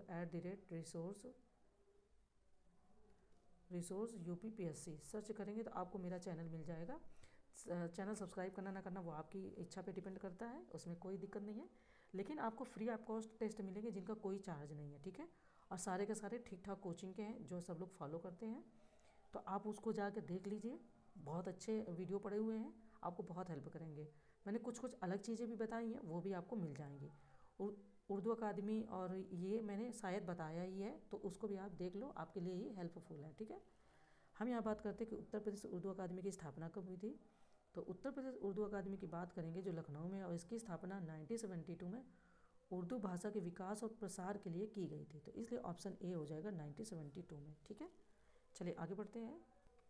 नेक्स्ट क्वेश्चन कि उत्तर प्रदेश भाषा संस्थान निम्नलिखित में से किस शहर में स्थित है। ऑप्शन है वाराणसी, बी कानपुर, सी लखनऊ या डी प्रयागराज। ये खूब क्वेश्चन यूपी स्पेशल में पूछे जाते हैं, पहले आप तैयार कर लो तो सही है। तो आपका उत्तर प्रदेश भाषा संस्थान भी लखनऊ में स्थित है, तो इसलिए आपका विकल्प सी सही है। उत्तर प्रदेश उर्दू अकादमी की स्थापना आपकी 1972 में, ये भी लखनऊ में है। और उत्तर प्रदेश भाषा संस्थान की बात होगी तो ये भी आपका लखनऊ में है, ठीक है। आगे बात करें तो वर्ष 2023 में उत्तर प्रदेश भारत की सबसे बड़ी अर्थव्यवस्था बनकर उभरा है। ऑप्शन है दूसरा, बी तीसरा, सी चौथा या डी पाँचवा, ठीक है। ये भी करंट का क्वेश्चन है। तो वर्ष 2023 में उत्तर प्रदेश देश की दूसरी सबसे बड़ी अर्थव्यवस्था के रूप में उभरा है, यानी कि ऑप्शन ए सही हो जाएगा। आगे बात करते हैं नेक्स्ट क्वेश्चन में। नेक्स्ट है कि पेराई सत्र 2022-23 के दौरान उत्तर प्रदेश में कितनी चीनी मिलें संचालित है। ऑप्शन है 115, बी 118, सी 110 या डी 114 है, ठीक है। तो गन्ना एवं चीनी उद्योग उत्तर प्रदेश का एक महत्वपूर्ण उद्योग है, और पेराई सत्र 2022-23 के दौरान राज्य में कुल 118 चीनी मिलें संचालित थी, ठीक है। तो ऑप्शन बी हो जाएगा 118 है। चलिए आगे बढ़ते हैं। नेक्स्ट हमारा क्वेश्चन कह रहा है कि आवधिक श्रम बल सर्वे 2022-23 के अनुसार उत्तर प्रदेश में बेरोजगारी दर घटकर हो गई है। ऑप्शन ए 3.5%, बी 1.4%, सी 2.6% या डी 3.7%, ठीक है। तो देखिए आवधिक श्रम बल सर्वेक्षण यानी periodic labour force survey PLFS report के अनुसार वर्ष 2017-18 में राष्ट्रीय बेरोजगारी दर 6.1% थी, जो 2022-23 में घटकर 3.4% हो गई है। उत्तर प्रदेश में बेरोजगारी दर वर्ष 2017-18 में 6.4% थी। तो मतलब 2017-18 में पहले राष्ट्रीय बेरोजगारी थी आपकी 6.1%। और उत्तर प्रदेश की अगर बात करें, क्योंकि राष्ट्रीय बेरोजगारी का मतलब हो गया आपका पूरे इंडिया का, और उत्तर प्रदेश की भी अलग रहती है ना, राज्यों की अलग अपने मापदंड होते हैं। तो राज्य की अगर बात करेंगे उत्तर प्रदेश की, तो वहीं 2017-18 में 6.4% थी, यानी ज़्यादा थी, जो 2022-23 में घटकर 2.6% हो गई है। तो अगर इन्होंने पूछा है उत्तर प्रदेश के बारे में, राष्ट्रीय बेरोजगारी दर नहीं पूछी है, ठीक है। जब उत्तर प्रदेश के बारे में बात हो जाएगी, बात पूछेंगे, क्वेश्चन बनेगा तो 2.6%, ठीक है। चलिए आगे बढ़ते हैं, नेक्स्ट क्वेश्चन देखते हैं। नेक्स्ट क्वेश्चन के आधारभूत पशुपालन सांख्यिकी 2022 के अनुसार दुग्ध उत्पादन में उत्तर प्रदेश का कौन सा स्थान है। ऑप्शन है 5वां, बी 4था, सी 3रा या डी 2रा, ठीक है। तो आधारभूत पशुपालन सांख्यिकी यानी बेसिक एनिमल हस्बेंड्री स्टैटिस्टिक्स 2022 के प्रमुख आंकड़े के हिसाब से आपका जो उत्तर प्रदेश में दुग्ध का स्थान जो है वो 2रा है, ठीक है, यानी कि डी ऑप्शन हमारा यहाँ पर सही हो जाएगा। आगे बढ़ते हैं। अच्छा, यहाँ पर उत्तर प्रदेश का तो स्थान 2रा है, अगर इसके अलावा हमसे 2 या 3 राज्यों का नाम और पूछ लेते तो फिर हम उसको कैसे बताएंगे। देखिए हम शीर्ष 5 प्रमुख उत्पादक राज्य अगर देखें तो राजस्थान आपका पहले स्थान पर है 15.05%, उत्तर प्रदेश 14 यानी 14.93%, मध्य प्रदेश 8.6% और गुजरात 7.56%, ठीक है। और इसके बाद में आंध्र प्रदेश आपका 6.97%। तो इस हिसाब से उत्तर प्रदेश 2रा है, लेकिन अगर राजस्थान का आता है कि पहला कौन है तो राजस्थान है, तीसरे नंबर पर कौन है आपका तो मध्य प्रदेश है, ठीक है। तो याद रखिएगा ये आंकड़े। चलो आगे बढ़ते हैं, नेक्स्ट क्वेश्चन देखते हैं। अब यहाँ पर देखिए वही पूछ रहे हैं, आवधिक श्रम बल सर्वे 2022-23 के अनुसार उत्तर प्रदेश में महिला श्रम शक्ति भागीदारी थी। ऑप्शन है 14.23%, बी 32.10%, सी 39.80% या डी 25.3%। देखिए वही आपका पीरियोडिक लेबर फोर्स सर्वे के अनुसार उत्तर प्रदेश की महिला श्रम बल भागीदारी 2017-18 में मात्र 14.2% थी, जो बढ़कर वर्ष 2022-23 में प्रभावशाली 32.10% हो गई है। यानी कि उससे मान के चलो दुगने से भी ज़्यादा है ना। 14.23% पहले थी, 14.2% जो बढ़कर 32.10% हो गई है, जो अपने आप में काफ़ी अच्छी बात है, काफ़ी अचीव किया है। ठीक है, चलिए आगे बढ़े। ये देखिए लेटेस्ट आंकड़े 2022-23 के, तो ये क्वेश्चन आराम से बन सकते हैं। ठीक है, चलिए आगे बढ़ते हैं। नेक्स्ट है कि निम्नलिखित में से कौन सा उत्तर प्रदेश का प्रसिद्ध चाय उत्पादक जिला नहीं है? ऑप्शन है देवरिया, बी सिद्धार्थनगर, सी पीलीभीत या डी मैनपुरी। ठीक है, तो देखिए उत्तर प्रदेश में फसलें और ये चीज़ें क्षेत्र पूछे ही जाते हैं, है ना। तो चाय इसकी जो खेती की जाती है वो तराई क्षेत्रों में की जाती है। अब प्रसिद्ध चाय उत्पादक जिले देवरिया, सिद्धार्थनगर और पीलीभीत है। तो अगर इस तरीके से पूछा जाएगा तो मैनपुरी आपका जो जिला है वहाँ पे चाय का उत्पादन नहीं किया जाता। वहीं अगर उन्होंने पूछ लिया कि अफीम उत्तर प्रदेश में कहाँ उगाई जाती है, तो उत्तर प्रदेश में अफीम बाराबंकी सबसे बड़ा उत्पादक जिला है। इसके बाद में अफीम की, और अगर अफीम की फैक्ट्री की बात की जाए तो वो गाजीपुर में स्थित है। ठीक है, उत्पादन में बात होगी तो बाराबंकी और फैक्ट्री गाजीपुर में। उसी तरीके से अगर तंबाकू की क्वेश्चन आता है तो इसका उत्पादन आपका अधिकतर उत्तर प्रदेश में मेरठ, वाराणसी, सहारनपुर, गाजियाबाद, बुलंदशहर और मैनपुरी जिलों में होता है। तो चलें आगे बढ़ते हैं। कुछ फैक्ट थे, डेटा थे इंपॉर्टेंट, मैंने सोचा बता देते हैं, फिर आगे बढ़ते हैं। ठीक है, देखिए ये क्वेश्चन मेरे को आता है, उत्तर प्रदेश को कितने कृषि जलवायु क्षेत्रों में विभाजित किया गया? ऑप्शन है 9, बी 8, सी 7 या डी 6। ठीक है, जलवायु कृषि के बारे में बात हो रही है। तो देखिए प्रमुख जलवायु के संदर्भ में भूमि इकाई है जो एक निश्चित श्रेणी की फसलों और किस्मों के लिए उपयुक्त है। योजना का उद्देश्य प्राकृतिक संसाधनों पर्यावरण की स्थिति पर प्रतिकूल प्रभाव डाले बिना भोजन, फाइबर, चारा और ईंधन लकड़ी की पूर्ति के लिए क्षेत्रीय संसाधनों का वैज्ञानिक प्रबंधन है। ठीक है, उत्तर प्रदेश को 9 कृषि जलवायु क्षेत्रों में विभाजित किया गया। पहला तराई पश्चिमी मैदान, सेकंड मध्य पश्चिमी मैदान, पश्चिमी अर्ध शुष्क मैदान, मध्य पश्चिमी दक्षिण मैदान, दक्षिण पश्चिम अर्ध शुष्क मैदान, बुंदेलखंड उत्तर पूर्वी मैदान और विंध्याचल शामिल है। तो इस तरीके से ऑप्शन ए हो जाएगा 9। ठीक है, वैसे जो ये नाम है उत्तर पूर्वी मैदान ये नहीं पूछते, ज़्यादातर यही क्वेश्चन आता है और ये क्वेश्चन PYQ में आप देखेंगे। अगर आपने पिछले साल क्वेश्चन किए तो ये आए हैं क्वेश्चन। ठीक है, नेक्स्ट है कि उत्तर प्रदेश प्रादेशिक सहकारी डेयरी फेडरेशन का गठन निम्नलिखित में से किस वर्ष में किया गया था? ऑप्शन है 1972, बी 1967, सी 1962 या डी 1985। सहकारी डेयरी फेडरेशन की बात हो रही है। ठीक है, प्रादेशिक, तो प्रादेशिक सहकारी डेयरी फेडरेशन आपकी राज्य सरकार ने वर्ष 1962 में गठन किया था। तो आंसर आपका हो जाएगा सी। ठीक है, नेक्स्ट क्वेश्चन है कि उत्तर प्रदेश डेटा सेंटर नीति 2021 के संदर्भ में निम्नलिखित में से कौन सा से कथन सही है? ऑप्शन है इस नीति का लक्ष्य 20,000 करोड़ रुपए का निवेश लाना है। सेकेंड है कि ये केवल राष्ट्रीय डेटा सेंटर ऑपरेटरों को राज्य में प्रतिष्ठान स्थापित करने का अवसर देगा। तो नीचे दिए गए कोड का प्रयोग करके सही उत्तर का चयन करना है। कोड आपका है ऑप्शन ए फर्स्ट और सेकंड दोनों, बी केवल फर्स्ट, सी केवल सेकंड, डी ना तो फर्स्ट और ना ही सेकंड। ठीक है, डेटा सेंटर नीति के विषय में बात हो रही है। तो उत्तर प्रदेश यह नीति डेटा के स्थानीय भंडारण के लिए केंद्र के दबाव के अनुरूप राज्य में डेटा केंद्र स्थापित करने के प्रस्तावों को बढ़ावा देगी और इस नीति का लक्ष्य 20,000 करोड़ रुपए का निवेश लाना है। तो इसलिए आपका कथन ए सही है। ठीक है, अच्छा सेकंड में ये कह रहा है कि यह केवल राष्ट्रीय डेटा सेंटर ऑपरेटरों को राज्य में प्रतिष्ठान स्थापित करने का अवसर देगी। तो नहीं, ये गूगल, अमेजन, माइक्रोसॉफ्ट और IBM जैसे वैश्विक डेटा सेंटर ऑपरेटरों को राज्य में आने और प्रतिष्ठान स्थापित करने का अवसर प्रदान करेगी। इसलिए आपका सेकंड ऑप्शन गलत है, बी यानी कि केवल फर्स्ट ऑप्शन सही है। ठीक है, चलिए आगे बढ़ते हैं।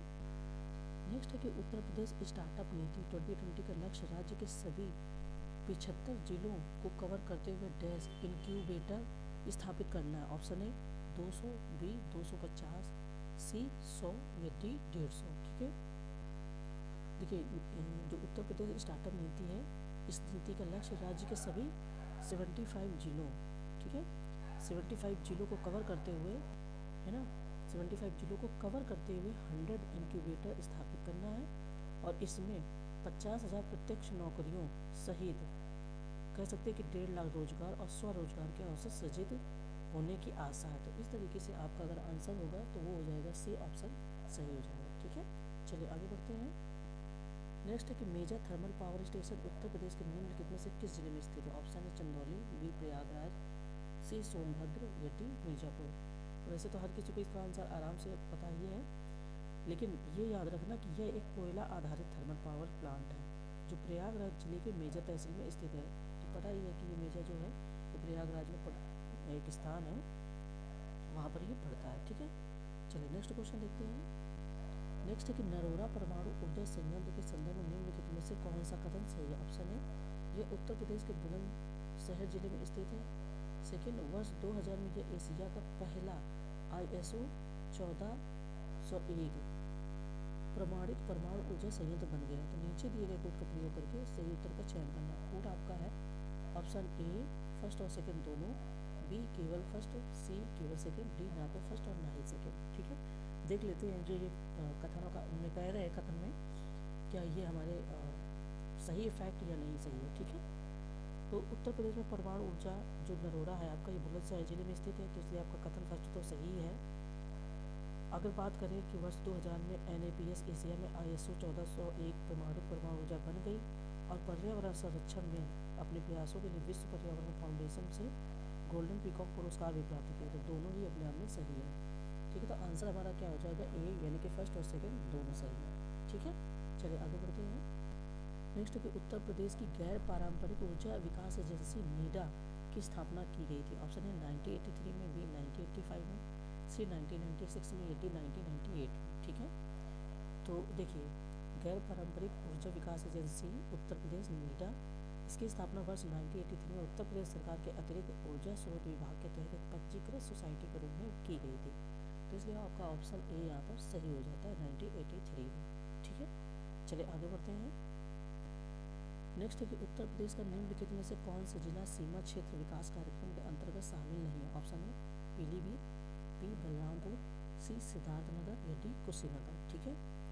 तो देखिए सीमावर्ती क्षेत्र विकास कार्यक्रम यानी कि बॉर्डर एरिया डेवलपमेंट प्रोग्राम, इसमें 16 राज्यों और 2 केंद्र शासित प्रदेशों के 111 सीमावर्ती जिलों के 396 ब्लॉक शामिल है, जो अरुणाचल प्रदेश, असम, बिहार, गुजरात, हिमाचल प्रदेश, जम्मू और कश्मीर, यूटी में लद्दाख, मणिपुर, मेघालय, मिजोरम, नागालैंड, पंजाब, राजस्थान, सिक्किम, त्रिपुरा, उत्तर प्रदेश, उत्तराखंड और पश्चिम बंगाल राज्यों में स्थित है सीमावर्ती क्षेत्र विकास कार्यक्रम, ठीक है।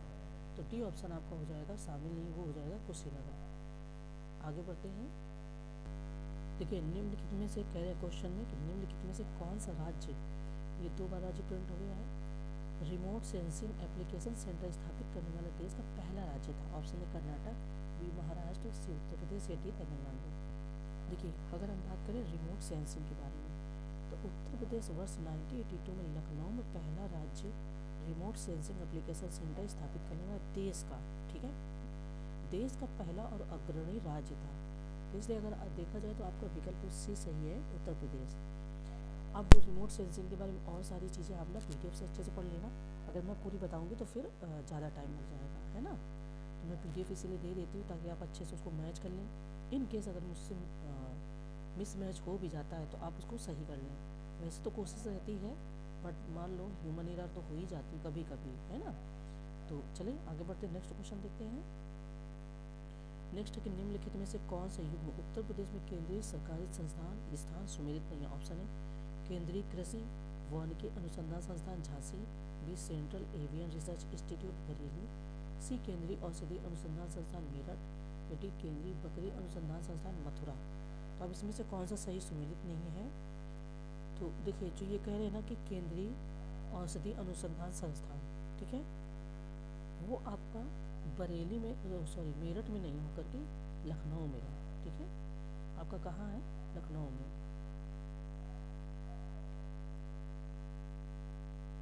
यही आपका सही सुमेलित नहीं है, लेकिन इनको बहुत अच्छे से पढ़ लेना। PDF में कुछ और चीज़ें दी हैं, जैसे कि आपका ये बीरबल साहनी पुरा विज्ञान संस्थान लखनऊ, हवाई वितरण अनुसंधान एवं विकास प्रतिष्ठान आगरा, भारतीय दलहन अनुसंधान संस्थान कानपुर, केंद्रीय उपोष्णकटिबंधीय बागवानी संस्थान लखनऊ। तो बहुत इंपॉर्टेंट है और आपको ज़रूर पढ़ लेने चाहिए, है ना, तभी हमारे क्वेश्चन में गलत होने की गुंजाइश बहुत कम रह जाएगी। चलें नेक्स्ट आगे बढ़ते हैं। नेक्स्ट है कि राष्ट्रीय मध्यम अवधि मौसम पूर्वानुमान केंद्र NCMRWF के संदर्भ में निम्नलिखित में से कौन सा कथन सही है? ऑप्शन ए, ये विज्ञान और प्रौद्योगिकी मंत्रालय के तहत मौसम और जलवायु मॉडलिंग में उत्कृष्टता केंद्र है।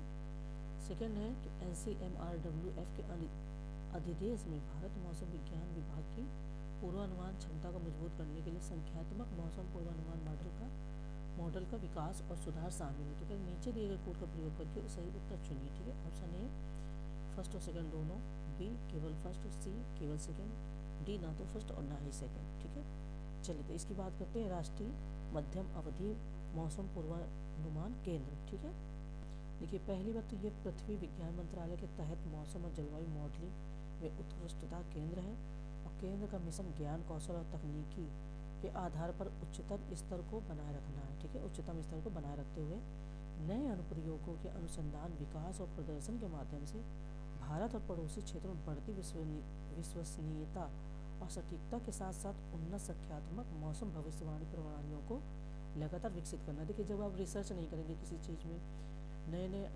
अनुसंधान नहीं करेंगे, गलतियां नहीं करेंगे, सीखेंगे नहीं, तो आप फिर कैसे उत्कृष्ट हो पाएंगे। तो उसी स्तर पे अगर देश के बारे में देखा जाए तो वो दोनों काम देश को भी करना होता है और किसी एक व्यक्ति को भी करना होता है, तभी उसमें धीरे धीरे करके चीज़ें सही होती हैं। तो इसलिए कथन फर्स्ट तो आपका सही नहीं है, क्योंकि यह बोल रहे कि ये विज्ञान और प्रौद्योगिकी मंत्रालय, लेकिन ये पृथ्वी विज्ञान मंत्रालय के अंदर आएगा। फर्स्ट नहीं सही है, सेकंड सही है। आंसर हमारा क्या हो जाएगा? आंसर हमारा सी सही हो जाएगा, केवल सेकंड सही है। ठीक है, चलिए आगे बढ़ते हैं। नेक्स्ट क्वेश्चन है कि भारतीय गन्ना अनुसंधान संस्थान IISR लखनऊ की स्थापना हुई।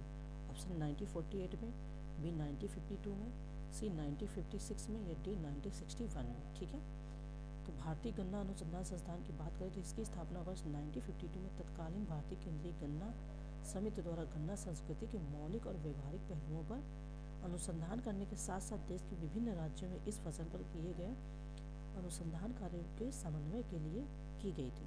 तो विकल्प आपका यहाँ पर बी सही हो जाएगा 1952 में। ठीक है, चलिए आगे बढ़ते हैं, नेक्स्ट क्वेश्चन देखते हैं।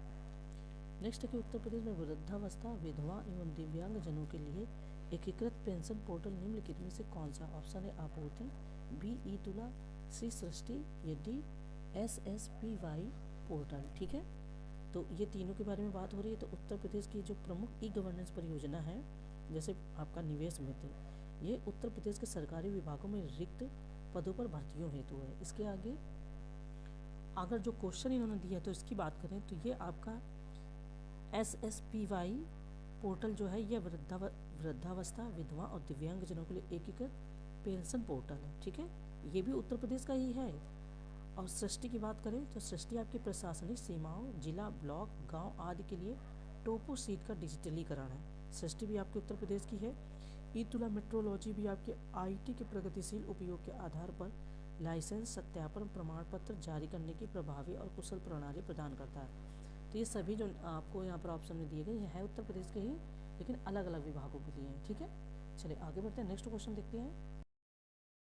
देखिए नेक्स्ट कह रहे हैं क्वेश्चन में कि निम्नलिखित में से कौन सी सेवा उत्तर प्रदेश के भूलेख पोर्टल पर उपलब्ध है? ऑप्शन है खाते की नकल, बी जिलावार ग्राम सूची, थर्ड सभी ग्रामों का विवरण, या फोर मिट्टी के प्रकार के बारे में विवरण। ठीक है, तो कह रहे हैं यहाँ पर नीचे दिए गए कोड का प्रयोग कर सही उत्तर चुनें। ऑप्शन है केवल फर्स्ट और फोर्थ, बी केवल फर्स्ट, सेकेंड और थर्ड, सी केवल थर्ड और फोर्थ, या डी फर्स्ट, सेकेंड, थर्ड और फोर्थ। ठीक है, तो देखते हैं कि उत्तर प्रदेश के बारे में जो ये फैक्ट कहे जा रहे हैं इनमें क्या सही है। देखिए उत्तर प्रदेश का भूलेख पोर्टल भूमि अभिलेखों को डिजिटल बनाने के लिए बनाया गया और इस पोर्टल में निम्नलिखित सेवाएं उपलब्ध हैं: खाते की नकल, जिलावार ग्राम सूची, सभी ग्रामों का विवरण, मिट्टी के प्रकार के बारे में विवरण। तो इस तरीके से अगर देखें तो हमारा ऑप्शन डी सही है, यानी कि फर्स्ट, सेकेंड, थर्ड और फोर्थ। ठीक है, चलिए आगे बढ़ते हैं।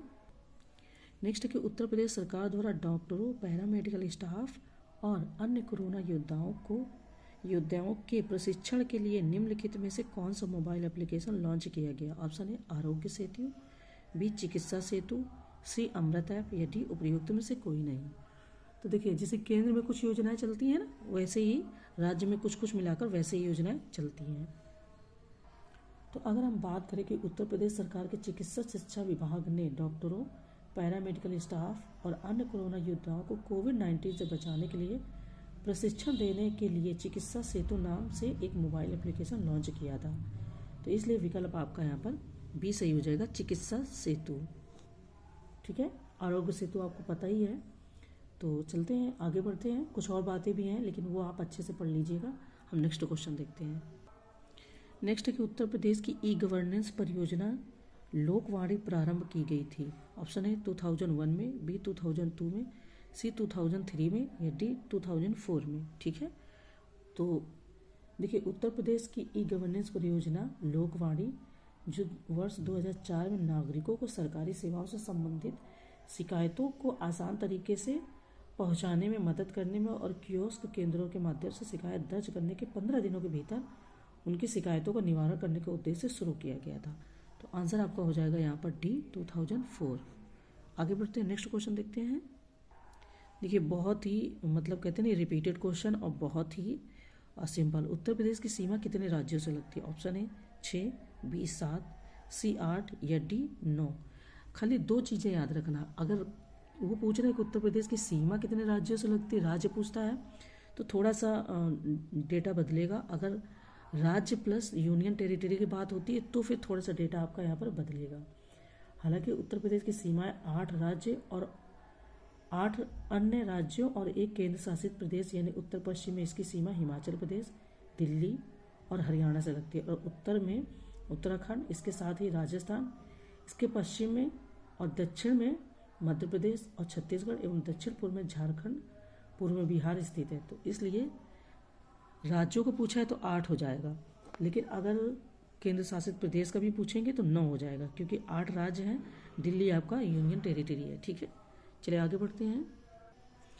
कह रहे हैं कि सरसई नावर झील स्थित है। ऑप्शन ए इटावा में, बी रायबरेली में, सी मैनपुरी में, या डी मथुरा में। ठीक है, सरसई नावर झील की बात है तो उत्तर प्रदेश में रामसल स्थल है, ऊपरी गंगा नदी ब्रज घाट से नरोरा तक, नवाबगंज पक्षी अभ्यारण्य उन्नाव, सांडी पक्षी अभ्यारण्य हरदोई, समसपुर पक्षी अभ्यारण्य रायबरेली, समन पक्षी अभ्यारण्य मैनपुरी, पार्वती अर्घा पक्षी अभ्यारण्य गोंडा, सरसई नावर झील इटावा। तो आंसर हमारा जो है वो हो जाएगा यहाँ पर इटावा। लेकिन और भी बातें जान लें कि सूर सरोवर झील, कीथम झील आगरा, हैदरपुर वेटलैंड, और इसके बाद बखीरा वन्यजीव अभ्यारण्य संत कबीर नगर, आपको पता ही है, ये मतलब 1-2 साल का ही करंट है। तो इस तरीके से ऑप्शन ए आप हमारा जो हो जाएगा सरसई नावर झील, ये इटावा में है। ठीक है, नेक्स्ट है कि गाजियाबाद किस नदी के तट पर स्थित है? ऑप्शन है यमुना, बी हिंडन, सी गंगा, या डी गोमती। ये भी बहुत अच्छे से ध्यान रखना। तो सबको पता है कि गाजियाबाद आपका हिंडन नदी के तट पर स्थित है। ठीक है, चलिए आगे बढ़ते हैं। नेक्स्ट है कि देवदरी जलप्रपात निम्नलिखित में से किस नदी पर स्थित है? ऑप्शन है चंबल, बी गंगा, सी चंद्रप्रभा, या डी गोमती। क्या बात हो रही? देवदरी जलप्रपात। देखिए, जब ये क्वेश्चन आएगा तो आपको याद रखना इस तरीके से कि राजदरी और देवदरी जलप्रपात यानी वाटरफॉल उत्तर प्रदेश के चंदौली जिले के चकिया क्षेत्र में चंद्रप्रभा वन्यजीव अभ्यारण्य में स्थित है, और देवदरी जलप्रपात चंद्रप्रभा नदी पर स्थित है। तो इसलिए आपका ऑप्शन सी हो जाएगा चंद्रप्रभा। चंदौली जिले के अंदर चंद्रप्रभा वन्यजीव अभ्यारण्य है, तो वहीं पर आपकी चंद्रप्रभा नदी है, उसी पर ये स्थित है, और झरने की प्राकृतिक सुंदरता भी पर्यटकों को खूब आकर्षित करती है। ठीक है, तो कुछ कुछ चीज़ें काफ़ी अच्छी भी हैं। चलो नेक्स्ट क्वेश्चन देखते हैं। नेक्स्ट हमारा है कि उत्तर प्रदेश के निम्नलिखित में से किस स्थान पर कम वर्षा होती है? ऑप्शन है मथुरा, बी अलीगढ़, सी गौतम बुद्ध नगर, या डी 4 गाजियाबाद। देखिए, जब कम वर्षा की बात होगी तो आपका पश्चिमी क्षेत्र आ जाएगा, ज़्यादा वर्षा की बात होगी तो आपका पूर्वी क्षेत्र आ जाएगा। ठीक है, पश्चिमी क्षेत्र में आपका मथुरा है जहाँ पर कम वर्षा होती है, और अगर ज़्यादा वर्षा की बात होगी तो आपका गोरखपुर हो जाएगा। तो लेकिन इन्होंने यहाँ पर आंसर में गाजियाबाद दिया, हमने गाजियाबाद कभी नहीं पढ़ा है। चाहे तो आप इस जो आंसर है या ये जो क्वेश्चन है इसको आप स्किप कर सकते हो। इन्होंने दिया कि मथुरा, अलीगढ़, गौतम बुद्ध नगर और गाजियाबाद। यहाँ पर वर्षा सबसे कम होती है, लेकिन हमने मथुरा ज़्यादा पढ़ा है, गाजियाबाद नहीं पढ़ा। आप चाहते इस क्वेश्चन को स्किप कर सकते हैं, मैंने जो पढ़ा है यही पढ़ा है, लेकिन हम फिर गूगल करके देख लेते हैं। देखिए हमने गूगल भी करके देखा है तो वहाँ पर उन्होंने मथुरा ही बताया। ठीक है, आपका मन हो तो इसे स्किप कर दें, लेकिन इसका आंसर ए होगा, यानी कि मथुरा। देखिए इन्होंने ना नंबरिंग के हिसाब से बताया कि, तो वही इन्होंने दिया, नीचे दिए गए कोड का प्रयोग कर सही उत्तर चुने, तो इसलिए इन्होंने मतलब ऑप्शन के हिसाब से बताया। सबसे पहले अगर बात होगी तो मथुरा, सेकंड आपका हो जाएगा अलीगढ़, थर्ड हो जाएगा आपका गौतम बुद्ध नगर और फोर्थ हो जाएगा आपका गाजियाबाद। लेकिन अगर कम वर्षा में पहला स्थान कौन है तो मथुरा ही है। ठीक है, चलिए आगे बढ़ते हैं। वो थोड़ा समझने में मिसअंडरस्टैंडिंग हो गई, बाकी क्वेश्चन ठीक है। चलो आगे बढ़ते हैं, नेक्स्ट क्वेश्चन देखते हैं। नेक्स्ट क्वेश्चन है कि राजघाट नहर एक संयुक्त परियोजना है। ऑप्शन है उत्तर प्रदेश और बिहार, सेकेंड उत्तर प्रदेश और हरियाणा, सी उत्तर प्रदेश और मध्य प्रदेश, या डी उत्तर प्रदेश और दिल्ली की। ठीक है, राजघाट नहर की बात हो रही है यहाँ पर। तो राजघाट नहर उत्तर प्रदेश और मध्य प्रदेश की संयुक्त परियोजना है, तो इसलिए आपका विकल्प सी सही हो जाएगा। और ललितपुर जिले में बेतवा नदी पर राजघाट बांध प्रस्तावित है, इसमें बुंदेलखंड क्षेत्र को लाभ होगा। ठीक है, चलिए आगे बढ़ते हैं।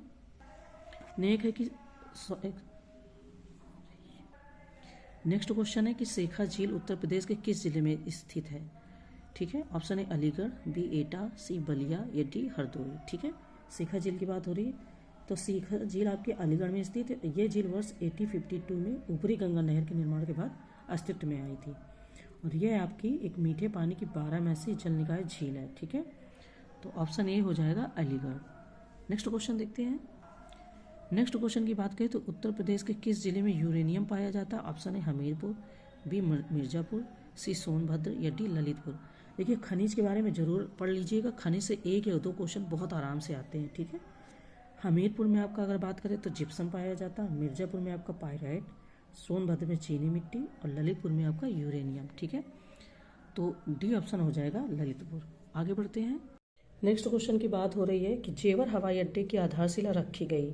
ऑप्शन है 24 नवंबर 2021 को, बी 25 नवंबर 2021 को, सी 24 दिसंबर 2021 को, या डी 25 दिसंबर 2021 को। ठीक है, क्योंकि यूपी स्पेशल है तो इसकी जो आधारशिला रखी गई जेवर एयरपोर्ट की 25 नवंबर 2021 यानी 2021 को प्रधानमंत्री नरेंद्र मोदी ने उत्तर प्रदेश के गौतम बुद्ध नगर के जेवर में एशिया के सबसे बड़े नोएडा अंतर्राष्ट्रीय हवाई अड्डे की आधारशिला रखी। ठीक है, तो बी ऑप्शन हमारा सही हो जाएगा 25 दिसंबर 2021 को।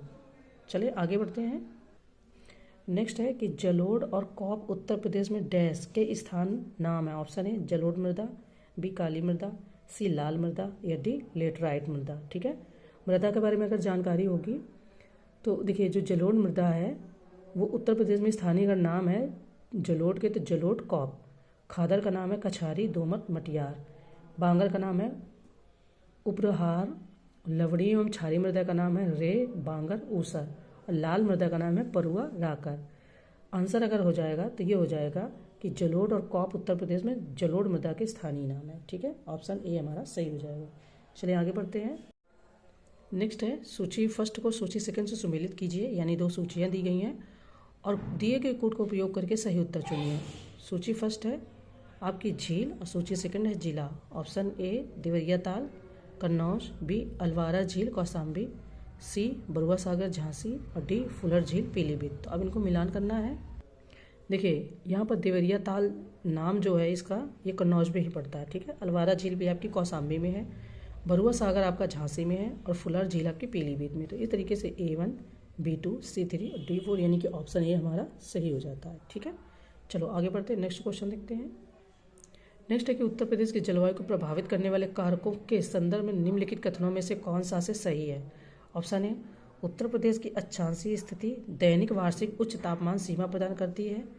सेकंड है उत्तर प्रदेश में मध्यम श्रेणी की जलवायु नहीं है। तो नीचे दिए गए कोड का उपयोग करके सही उत्तर चुनिए। ऑप्शन ए ना तो फर्स्ट ना ही सेकंड, बी फर्स्ट और सेकंड दोनों, सी केवल फर्स्ट, डी केवल सेकंड। तो देखते हैं इसका सही आंसर क्या होता है। उत्तर प्रदेश आपका कर्क रेखा के उत्तर में स्थित है और इसकी अक्षांशीय स्थिति तापमान की उच्च दैनिक वार्षिक सीमा के साथ एक चरम जलवायु प्रदान करती है, इसलिए कथन एक सही है आपका। सेकेंड है कि उत्तर प्रदेश समुद्र से काफ़ी दूरी पर है, इस प्रकार इस पर समुद्र का मध्यम प्रभाव नहीं पड़ता और यह गर्मियों के दौरान बहुत गर्म और सर्दियों के दौरान बहुत ठंडा रहता है। तो इसलिए आपका सेकेंड भी ऑप्शन सही है, बी ऑप्शन हमारा सही है, यानी कि फर्स्ट और सेकेंड दोनों। ठीक है, चलो आगे बढ़ते हैं। नेक्स्ट है सूची फर्स्ट को सूची सेकेंड से सुमेलित करना। यहाँ पर भी सूची का क्वेश्चन है और दिए गए कोड का उपयोग करके सही उत्तर का चयन करना। सूची फर्स्ट है वन्यजीव अभ्यारण्य और सूची सेकंड है स्थापना वर्ष। रानीपुर वन्यजीव अभ्यारण्य 1977, कतरनिया घाट वन्यजीव अभ्यारण्य 1976, चंबल वन्यजीव अभ्यारण्य 1979 और हस्तिनापुर वन्यजीव अभ्यारण्य 1986। अब देख लेते हैं कि इसमें से कौन सा कूट हमारा सही होगा। तो यहाँ पर भी हमारा ऑप्शन ए सही है, क्योंकि A1 का आंसर जो दिया गया सही है। कतरनिया घाट वन्यजीव अभ्यारण्य 1979 में स्थापित हुआ। चंबल वन्यजीव अभ्यारण्य आपका कतरनिया घाट आपका 1976, चंबल 1979 और हस्तिनापुर वन्यजीव अभ्यारण्य 1986। ऑप्शन ये सही है, A1, B2, C3, D4। ठीक है, चलिए आगे बढ़ते हैं। नेक्स्ट क्वेश्चन है कि जटायु संरक्षण केंद्र किस जिले में स्थापित किया गया। ऑप्शन है लखनऊ, बी बांदा, सी अलीगढ़ या डी महाराजगंज। तो देखिए, उत्तर प्रदेश सरकार ने महाराजगंज जिले में एक गिद्ध संरक्षण और प्रजनन के लिए जटायु संरक्षण केंद्र की स्थापना की थी। इसकी स्थापना बॉम्बे नेचुरल हिस्ट्री सोसाइटी और भारतीय वन्य जीव अनुसंधान संस्थान की तकनीकी मदद से की जा रही है। तो ऑप्शन हमारा हो जाएगा डी महाराजगंज। ठीक है, नेक्स्ट क्वेश्चन है कि सौर ऊर्जा नीति उत्तर प्रदेश में किस वर्ष शुरू की गई। ऑप्शन है 2017, बी 2018, सी 2019 या डी 2020। तो देखिए, उत्तर प्रदेश में सौर ऊर्जा की व्यापक संभावनाओं को ध्यान में रखते हुए और बिजली की उपलब्धता में सुधार हेतु राज्य सरकार ने सौर ऊर्जा आधारित बिजली संयंत्र स्थापित करने पर ध्यान दिया और इस उद्देश्य को प्राप्त करने के लिए सरकार सौर ऊर्जा नीति 2017 घोषित करती है और अपनाती भी है। तो इस तरीके से हमारा ऑप्शन ए हो जाएगा 2017। तो चलें आगे बढ़ते हैं, नेक्स्ट क्वेश्चन देखते हैं। नेक्स्ट है कि उत्तर प्रदेश का सबसे उत्तरी जिला है। ऑप्शन है मेरठ, बी शामली, सी सहारनपुर या डी गौतम बुद्ध नगर। अब जब भी उत्तर प्रदेश का इस तरीके से जो मैप बनता है, ऐसे कुछ करके गलत हो गया इस तरीके से, तो ये इधर आपको देखना है कि पूर्व का जो जिला है, जैसे पूर्व हो गया, पश्चिम हो गया, उत्तर हो गया और दक्षिण हो गया। इस तरीके से जिले के बारे में क्वेश्चन खूब बनते रहते हैं। ठीक है, तो इसको जरूर जियोग्राफिकल इंडिकेटर के हिसाब से जरूर ध्यान रखना है। ठीक है, तो देखिए, उत्तर प्रदेश के जिले में अगर पूछा जाएगा सबसे पूर्वी जिला तो बलिया हो जाएगा। इन्होंने उत्तरी हालांकि पूछा है, मैं आपको बता रही हूँ सबसे पूर्वी जिला कभी भी पूछेंगे बलिया, राज्य का सबसे पश्चिमी जिला शामली, राज्य का सबसे उत्तरी जिला सहारनपुर और राज्य का सबसे दक्षिणी जिला सोनभद्र हो जाएगा। ठीक है, कन्फ्यूज़ नहीं होना है। हालांकि इन्होंने जो पूछा वो उत्तरी जिला पूछा है, तो वो आपका हो जाएगा सी, यानी कि सहारनपुर। ठीक है, पश्चिमी पूछेंगे पश्चिमी पूछेंगे तो आपका इस शामली होगा, पूरब पूछेंगे तो बलिया होगा। मेरठ कहीं नहीं आता है, मतलब मेरठ वैसे है बट पूरा पश्चिम में नहीं आता। और दक्षिणी पूछेंगे तो सहारनपुर हो गया। नेक्स्ट है कि उत्तर प्रदेश को कितने प्रशासनिक मंडलों में विभाजित किया गया। ऑप्शन है 18, बी 19, सी 20 या डी 21। ठीक है, तो उत्तर प्रदेश यानी यूपी, जिसे पहले संयुक्त प्रांत कहा जाता था, भारत के उत्तर मध्य गंगा के मैदानी इलाके में स्थित है और यह एक राज्य उत्तर प्रदेश का भारतीय लोकतंत्र में हमेशा उच्च राजनीतिक महत्व रहा है, क्योंकि यह भारतीय आबादी के आधार पर सबसे बड़ा राज्य है और यह गतिशील सामाजिक जनसांख्यिकी को भी चित्रित करता है। ऑप्शन ये हो जाएगा 18 प्रशासनिक मंडलों में विभाजित किया गया है। नेक्स्ट है कि उत्तर प्रदेश के निम्नलिखित जिलों पर विचार कीजिए और 2011 जनगणना के अनुसार उन्हें उनकी जनसंख्या के बढ़ते क्रम में व्यवस्थित कीजिए। Option A Lucknow, B second Azamgarh, third Ghaziabad, fourth Prayagraj. ठीक है, देखिए, वैसे सबसे ज़्यादा आपको पता है कि प्रयागराज की जनसंख्या सबसे ज़्यादा है, तो कम से ज़्यादा की तरफ जाना। इन्होंने बोला कि उनकी जनसंख्या के बढ़ते क्रम में व्यवस्थित कीजिए। सबसे अगर यहाँ पर कम देखा जाए तो लखनऊ हो जाएगा, फिर आपका आजमगढ़ हो जाएगा, फिर आपका गाजियाबाद हो जाएगा, फिर प्रयागराज हो जाएगा। तो इस तरीके से सबसे ज़्यादा पूछा जाएगा तो प्रयागराज, सबसे कम इतने ऑप्शन में तो लखनऊ। तो ऑप्शन ए हमारा यहाँ पर सही हो जाएगा। ठीक है, कुछ चीज़ें जो डेटा है वो आप पीडीएफ में देखेंगे तो और क्लियर हो जाएगा। नेक्स्ट क्वेश्चन देखते हैं। नेक्स्ट है कि 2011 की जनगणना के अनुसार उत्तर प्रदेश में सबसे कम लिंगानुपात वाला जिला। ऑप्शन है हमीरपुर, बी बागपत, सी गौतम बुद्ध नगर और डी शामली। सबसे कम लिंगानुपात वाला जिला के बारे में बात हो रही है। तो आपका जो सबसे कम लिंगानुपात है वो हो गया आपका शामली, 802 है यहाँ पर। तो इस तरीके से डी ऑप्शन हमारा यहाँ पर सही हो जाएगा, सबसे कम लिंगानुपात वाला जिला शामली। नेक्स्ट क्वेश्चन देखते हैं। नेक्स्ट, उत्तर प्रदेश के किस जिले में सर्वाधिक वन क्षेत्र? ऑप्शन है पीलीभीत, बी मिर्जापुर, सी सोनभद्र, डी खीरी। सबसे अधिक की बात हो रही है। देखिए, अधिकतम वन आवरण वाले जिले जो हैं, सबसे पहले सोनभद्र, फिर खीरी, फिर मिर्जापुर, फिर पीलीभीत। आंसर यहाँ पर सी हो जाएगा, खीरी। आगे बढ़ते हैं, सोनभद्र। नेक्स्ट क्वेश्चन देखते हैं। नेक्स्ट है कि उत्तर प्रदेश भूमि सुधार निगम की स्थापना हुई थी। ऑप्शन है 1978, बी 1980, सी 1982 या डी 1984। ठीक है, तो उत्तर प्रदेश भूमि सुधार निगम की स्थापना के वर्ष के बाद अगर पूछी जाएगी तो 1978 में इसकी स्थापना हुई थी। ठीक है, तो आपका ऑप्शन ए हो जाएगा 1978। अच्छा, भूमि सुधार की क्यों जरूरत होती है? क्योंकि उपयुक्त मृदा सुधार प्रौद्योगिकी का उपयोग करते हैं, मुख्य नालों का पुनर्निर्माण एवं रख रखाव होती है, जिससे हमारी भूमि उपजाऊ बनी रहती है। ठीक है, नेक्स्ट है कि उत्तर प्रदेश वन की योजना किसकी सहायता से शुरू की गई थी? ऑप्शन है अंतर्राष्ट्रीय मुद्रा कोष, बी विश्व बैंक, सी नाबार्ड या डी उपयुक्त में से कोई नहीं। ठीक है, तो विश्व बैंक यानी वर्ल्ड बैंक की सहायता से उत्तर प्रदेश वन की योजना 19 मार्च 1998 को शुरू हुई। तो विकल्प बी हमारा सही हो जाएगा, विश्व बैंक। नेक्स्ट क्वेश्चन देखते हैं। नेक्स्ट है उत्तर प्रदेश में वह स्थान जहां से HVJ गैस पाइपलाइन गुजरती है। ऑप्शन है हजीरा, बी विजयपुर, सी जगदीशपुर या डी उपयुक्त में से कोई नहीं। ठीक है, HVJ gas pipeline Hazira Gujarat, Vijaypur Madhya Pradesh और जगदीशपुर अमेठी उत्तर प्रदेश से होकर गुजरती, तो इसलिए आपका सी ऑप्शन हो जाएगा जगदीशपुर। ठीक है, चलें आगे बढ़ते हैं। नेक्स्ट है कि भारतीय मानक समय निम्नलिखित में से किस स्थान से होकर गुजरता है? ऑप्शन है मिर्जापुर, बी आजमगढ़, सी जौनपुर या डी वाराणसी। बहुत सिंपल, हर किसी को पता है कि मिर्जापुर से ये गुजरता है। भारतीय मानक समय IST 82.5 डिग्री देशांतर पर आधारित है, जो उत्तर प्रदेश में इलाहाबाद के निकट मिर्जापुर से होकर गुजरता है। ठीक है, चलिए आगे बढ़ते हैं। नेक्स्ट है कि राज्य भू जल संरक्षण मिशन शुरू किया गया था। ऑप्शन है तराई क्षेत्र में जल जमाव की समस्या का समाधान करना, सेकेंड उत्तर प्रदेश के हरित क्रांति क्षेत्रों में पानी उपलब्ध कराना, सी उत्तर प्रदेश के मध्य क्षेत्रों में बाढ़ की समस्या का समाधान करना या डी भूजल संरक्षण के मुद्दे का समाधान करना। ठीक है, देखिए, राज्य के लगभग 1/3 जिलों में डार्क जोन क्षेत्र है जहां भूजल स्तर बेहद कम है। प्रदेश के 22 जिलों के कुल 271 विकास खंड तेजी से घटते भूजल स्तर वाले चिन्हित किए गए हैं, और इस मुद्दे के समाधान के लिए राज्य सरकार ने राज्य भूजल संरक्षण मिशन के हिस्से के रूप में इस मुद्दे के बारे में जागरूकता पैदा करने के लिए शहरी क्षेत्रों में भूजल सेना और प्रभावित जिलों के ग्रामीण इलाकों में पानी पंचायत का गठन करने का निर्णय लिया। तो इसलिए हमारा डी ऑप्शन सही है, भूजल संरक्षण के मुद्दे का समाधान करना। ओके, चलिए आगे बढ़ते हैं। नेक्स्ट है कि यह हिमालय की तलहटी में एक दलदली भूमि क्षेत्र है। इस क्षेत्र में औसत वार्षिक वर्षा 120 से 150 सेंटीमीटर है और तापमान 18 डिग्री सेल्सियस से 30 डिग्री सेल्सियस के बीच रहता है। इस क्षेत्र का सबसे अच्छा वर्णन है। ऑप्शन ए बुंदेलखंड के पहाड़ी एवं पठारी क्षेत्र, बी पश्चिमी मैदान, सी तराई क्षेत्र या डी केंद्रीय मैदान। ठीक है, चलिए देखते हैं तराई क्षेत्र। यह हिमालय की तलहटी में स्थित एक दलदली भूमि है जिसमें बिजनौर, बस्ती, गोरखपुर, संत कबीर नगर, पीलीभीत आदि शामिल है। बुंदेलखंड क्यों नहीं होगा?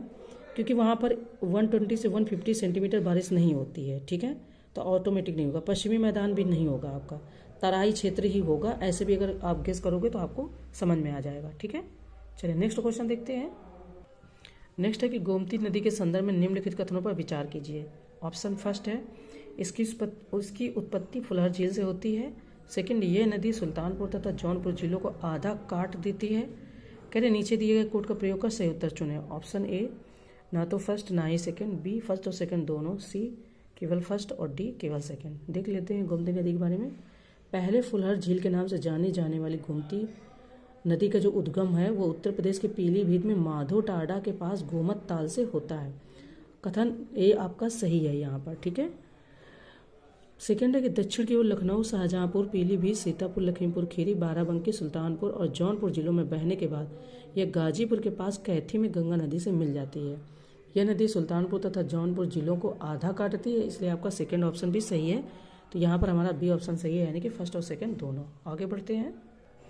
नेक्स्ट है सोनभद्र में निजी हवाई अड्डा किसके द्वारा विकसित किया गया था? ऑप्शन ए अदानी समूह, बी आदित्य बिरला समूह, सी टाटा समूह या डी रिलायंस इंडस्ट्री।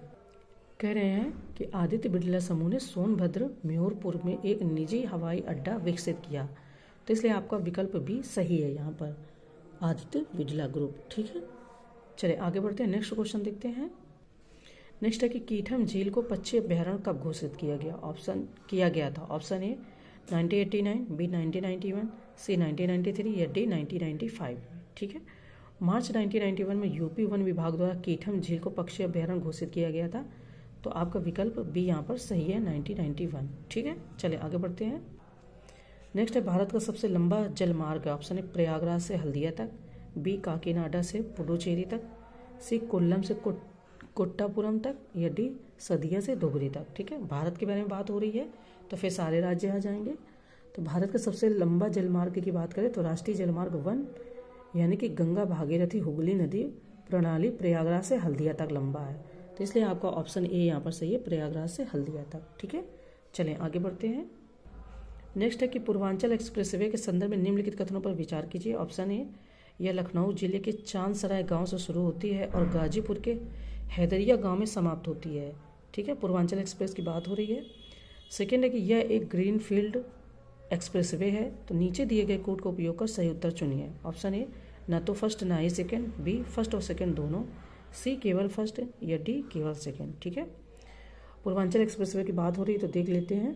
देखिए, यह लखनऊ जिले में मौजूदा लखनऊ सुल्तानपुर रोड NH 731 के पास स्थित चांदसराय गांव से शुरू होता है तथा गाजीपुर जिले में यूपी बिहार सीमा से 18 किलोमीटर दूर राष्ट्रीय राजमार्ग 31 पर हैदरिया गांव में समाप्त होता है, इसलिए कथन आपका एक फर्स्ट सही है। ठीक है, सेकेंड है कि लखनऊ, बाराबंकी, अमेठी, सुल्तानपुर, अयोध्या, अंबेडकर नगर, आजमगढ़, मऊ और गाजीपुर ऐसे जिले हैं जो इस ग्रीन फील्ड एक्सप्रेसवे पर स्थित है, तो इसलिए आपका कथन सेकंड भी सही है। तो ऑप्शन बी फर्स्ट और सेकंड दोनों हमारे सही हो जाते हैं। ठीक है, चलिए आगे बढ़ते हैं। नेक्स्ट है कि निम्नलिखित में से किस बैंक ने पहला बिना नंबर वाला क्रेडिट कार्ड लॉन्च किया? Option A HDFC bank, B ICICI bank, C Axis bank या डी भारतीय स्टेट बैंक। ठीक है, देखिए निजी क्षेत्र के प्रमुख बैंकों में से एक एक्सिस बैंक ने फिनटेक स्टार्टअप 5 के साथ साझेदारी में देश का पहला बिना नंबर वाला क्रेडिट कार्ड लॉन्च किया है, तो आपका विकल्प सी सही हो जाएगा, एक्सिस बैंक। ठीक है, चलें आगे बढ़ते हैं, नेक्स्ट क्वेश्चन देखते हैं। नेक्स्ट है कि सूची फर्स्ट को सूची सेकंड से सुमेलित कीजिए। यहाँ पर 2 सूची दी गई हैं। सूची फर्स्ट आपकी जल विद्युत परियोजना है और सूची सेकंड में नदी है, यानी कि कौन सी जल विद्युत परियोजना किस नदी पर स्थित है। कह रहे हैं कि दिए गए नीचे कोड का प्रयोग करके सही उत्तर का चयन करना है। देखिए, ओबरा, रिहंद, माता टीला, बेतवा, अहरौरा, गरई, मेजा, बेलन। अब देखते हैं कौन किस में सही सुमेलित होगा। देखिए, ओबरा आपका रिहंद पे, माता टीला, बेतवा, अहरौरा, गरई या गराई। ठीक है, इसके बाद में मेजा, बेलन। तो हमारा ऑप्शन जो कोड बनेगा वो A1, B2, C3 और D4, यानी कि ऑप्शन ए यहाँ पर सही हो जाएगा। ठीक है, चलिए आगे बढ़ते हैं। नेक्स्ट है कि उत्तर प्रदेश के निम्नलिखित में से किस जिले में घड़ियाल संरक्षण एवं पुनर्वास केंद्र की स्थापना की गई? Option A Kanpur, B Lucknow, C Prayagraj या डी इटावा में। ठीक है, तो देखिए घड़ियाल संरक्षण पुनर्वास केंद्र की स्थापना लखनऊ में की गई थी और इसकी स्थापना वर्ष 1975 में की गई। इससे बंदी प्रजनन के माध्यम से घड़ियालों की आबादी के पुनरुत्थान में काफ़ी मदद मिलेगी, तो ऑप्शन बी हो जाएगा लखनऊ। नेक्स्ट है कि उत्तर प्रदेश की सबसे बड़ी झील है। ऑप्शन ए गोविंद वल्लभ पंत सागर झील, बी बेला सागर झील, सी सुरहा झील या डी बरुआ सागर झील। ठीक है, सबसे बड़ी की बात हो रही है तो बरुआ सागर झील या झांसी जिले के बरुआ सागर शहर में उत्तर प्रदेश की सबसे बड़ी झील है, तो विकल्प डी सही हो जाएगा। और इस झील का निर्माण लगभग 260 यानी 260 वर्ष पहले हुआ था, जब ओरछा की राजा उदित सिंह ने एक तटबंध बनवाया था। तो काफ़ी इम्पोर्टेंट है बरुआ सागर झील आपका, जो झांसी में स्थित है। ठीक है, चलिए आगे बढ़ते हैं। नेक्स्ट है कि गंगा जल परियोजना किसके सहयोग से शुरू की गई थी? ऑप्शन ए जापान, बी दक्षिण कोरिया, सी संयुक्त राज्य अमेरिका या डी रूस। ठीक है, गंगा सागर तो गंगा जल परियोजना का लक्ष्य शहर में पीने के पानी की मांग को पूरा करने में सहायता करने के लिए आगरा में 140 क्यूसेक गंगा जल लाना है, और यह परियोजना जापान अंतर्राष्ट्रीय सहयोग एजेंसी के सहयोग से 2005 में शुरू की गई थी और मार्च 2012 तक या 2012 तक पूरी होने वाली थी। तो विकल्प ए आपका सही है, जापान के सहयोग से। ठीक है, चले आगे बढ़ते हैं। कह रहे कि उत्तर प्रदेश में लोक कला संग्रहालय निम्नलिखित में से किस शहर में स्थित है? ऑप्शन है प्रयागराज, बी लखनऊ, सी कानपुर या डी मथुरा। तो लोक कला संग्रहालय आपका लखनऊ में स्थित है। लखनऊ के कैसर बाग में भी आप मतलब समझ सकते हैं, एक स्थान है कैसर बाग, वहाँ पर स्थित है। कला और शिल्प संग्रहालय, इसकी स्थापना वर्ष 1989 में संस्कृति विभाग उत्तर प्रदेश द्वारा की गई थी। ठीक है, तो बी है लखनऊ। आगे बढ़ते हैं। नेक्स्ट है कि उत्तर प्रदेश का भारत भारती पुरस्कार किस क्षेत्र में दिया जाता है? ऑप्शन है साहित्य, बी विज्ञान और प्रौद्योगिकी, सी कृषि या डी सामाजिक कार्य। नेक्स्ट है कि उत्तर प्रदेश का भारत भारती पुरस्कार किस क्षेत्र में दिया जाता है? ऑप्शन है साहित्य, बी विज्ञान और प्रौद्योगिकी, सी कृषि और डी सामाजिक कार्य। तो आपको पता है यह साहित्य क्षेत्र में दिया जाता है। ठीक है, ऑप्शन ए सही हो जाएगा। नेक्स्ट है कि यश भारती पुरस्कार के संदर्भ में निम्नलिखित में से कौन सा कथन सही है? ऑप्शन है यह उत्तर प्रदेश सरकार का दूसरा सर्वोच्च पुरस्कार है। सेकंड, इसके प्राप्तकर्ता को प्रशस्ति पत्र, शॉल और 20 लाख और 25,000 या 1000 प्रति माह पेंशन प्रदान की जाती है। करें नीचे दिए गए कोड का सही उत्तर चुनिए। ऑप्शन है फर्स्ट और सेकंड दोनों, बी केवल फर्स्ट, सी केवल सेकंड, डी ना तो फर्स्ट और ना ही सेकंड। ठीक है, तो देखिए इसमें यश भारती के बारे में बात करते हैं। यह उत्तर प्रदेश में वर्ष 1994 से स्थापित सरकार का सर्वोच्च पुरस्कार है। यह उन हस्तियों को प्रदान किया जाता है जिनका साहित्य, सामाजिक कार्य, चिकित्सा, फिल्म, विज्ञान, पत्रकारिता में मतलब वो महत्वपूर्ण योगदान देते हैं। इसका नाम बदलकर उत्तर प्रदेश गौरव सम्मान कर दिया गया है। तो कथन एक आपका सही नहीं है। ठीक है, सेकेंड है कि प्राप्तकर्ता को कि निश्चित प्रशस्ति पत्र, शॉल और 11 लाख मांग पर 50,000 प्रति माह पेंशन से सम्मानित किया जाता। तो आपका सेकंड भी सही नहीं है, डी ऑप्शन यहाँ पर सही हो जाएगा।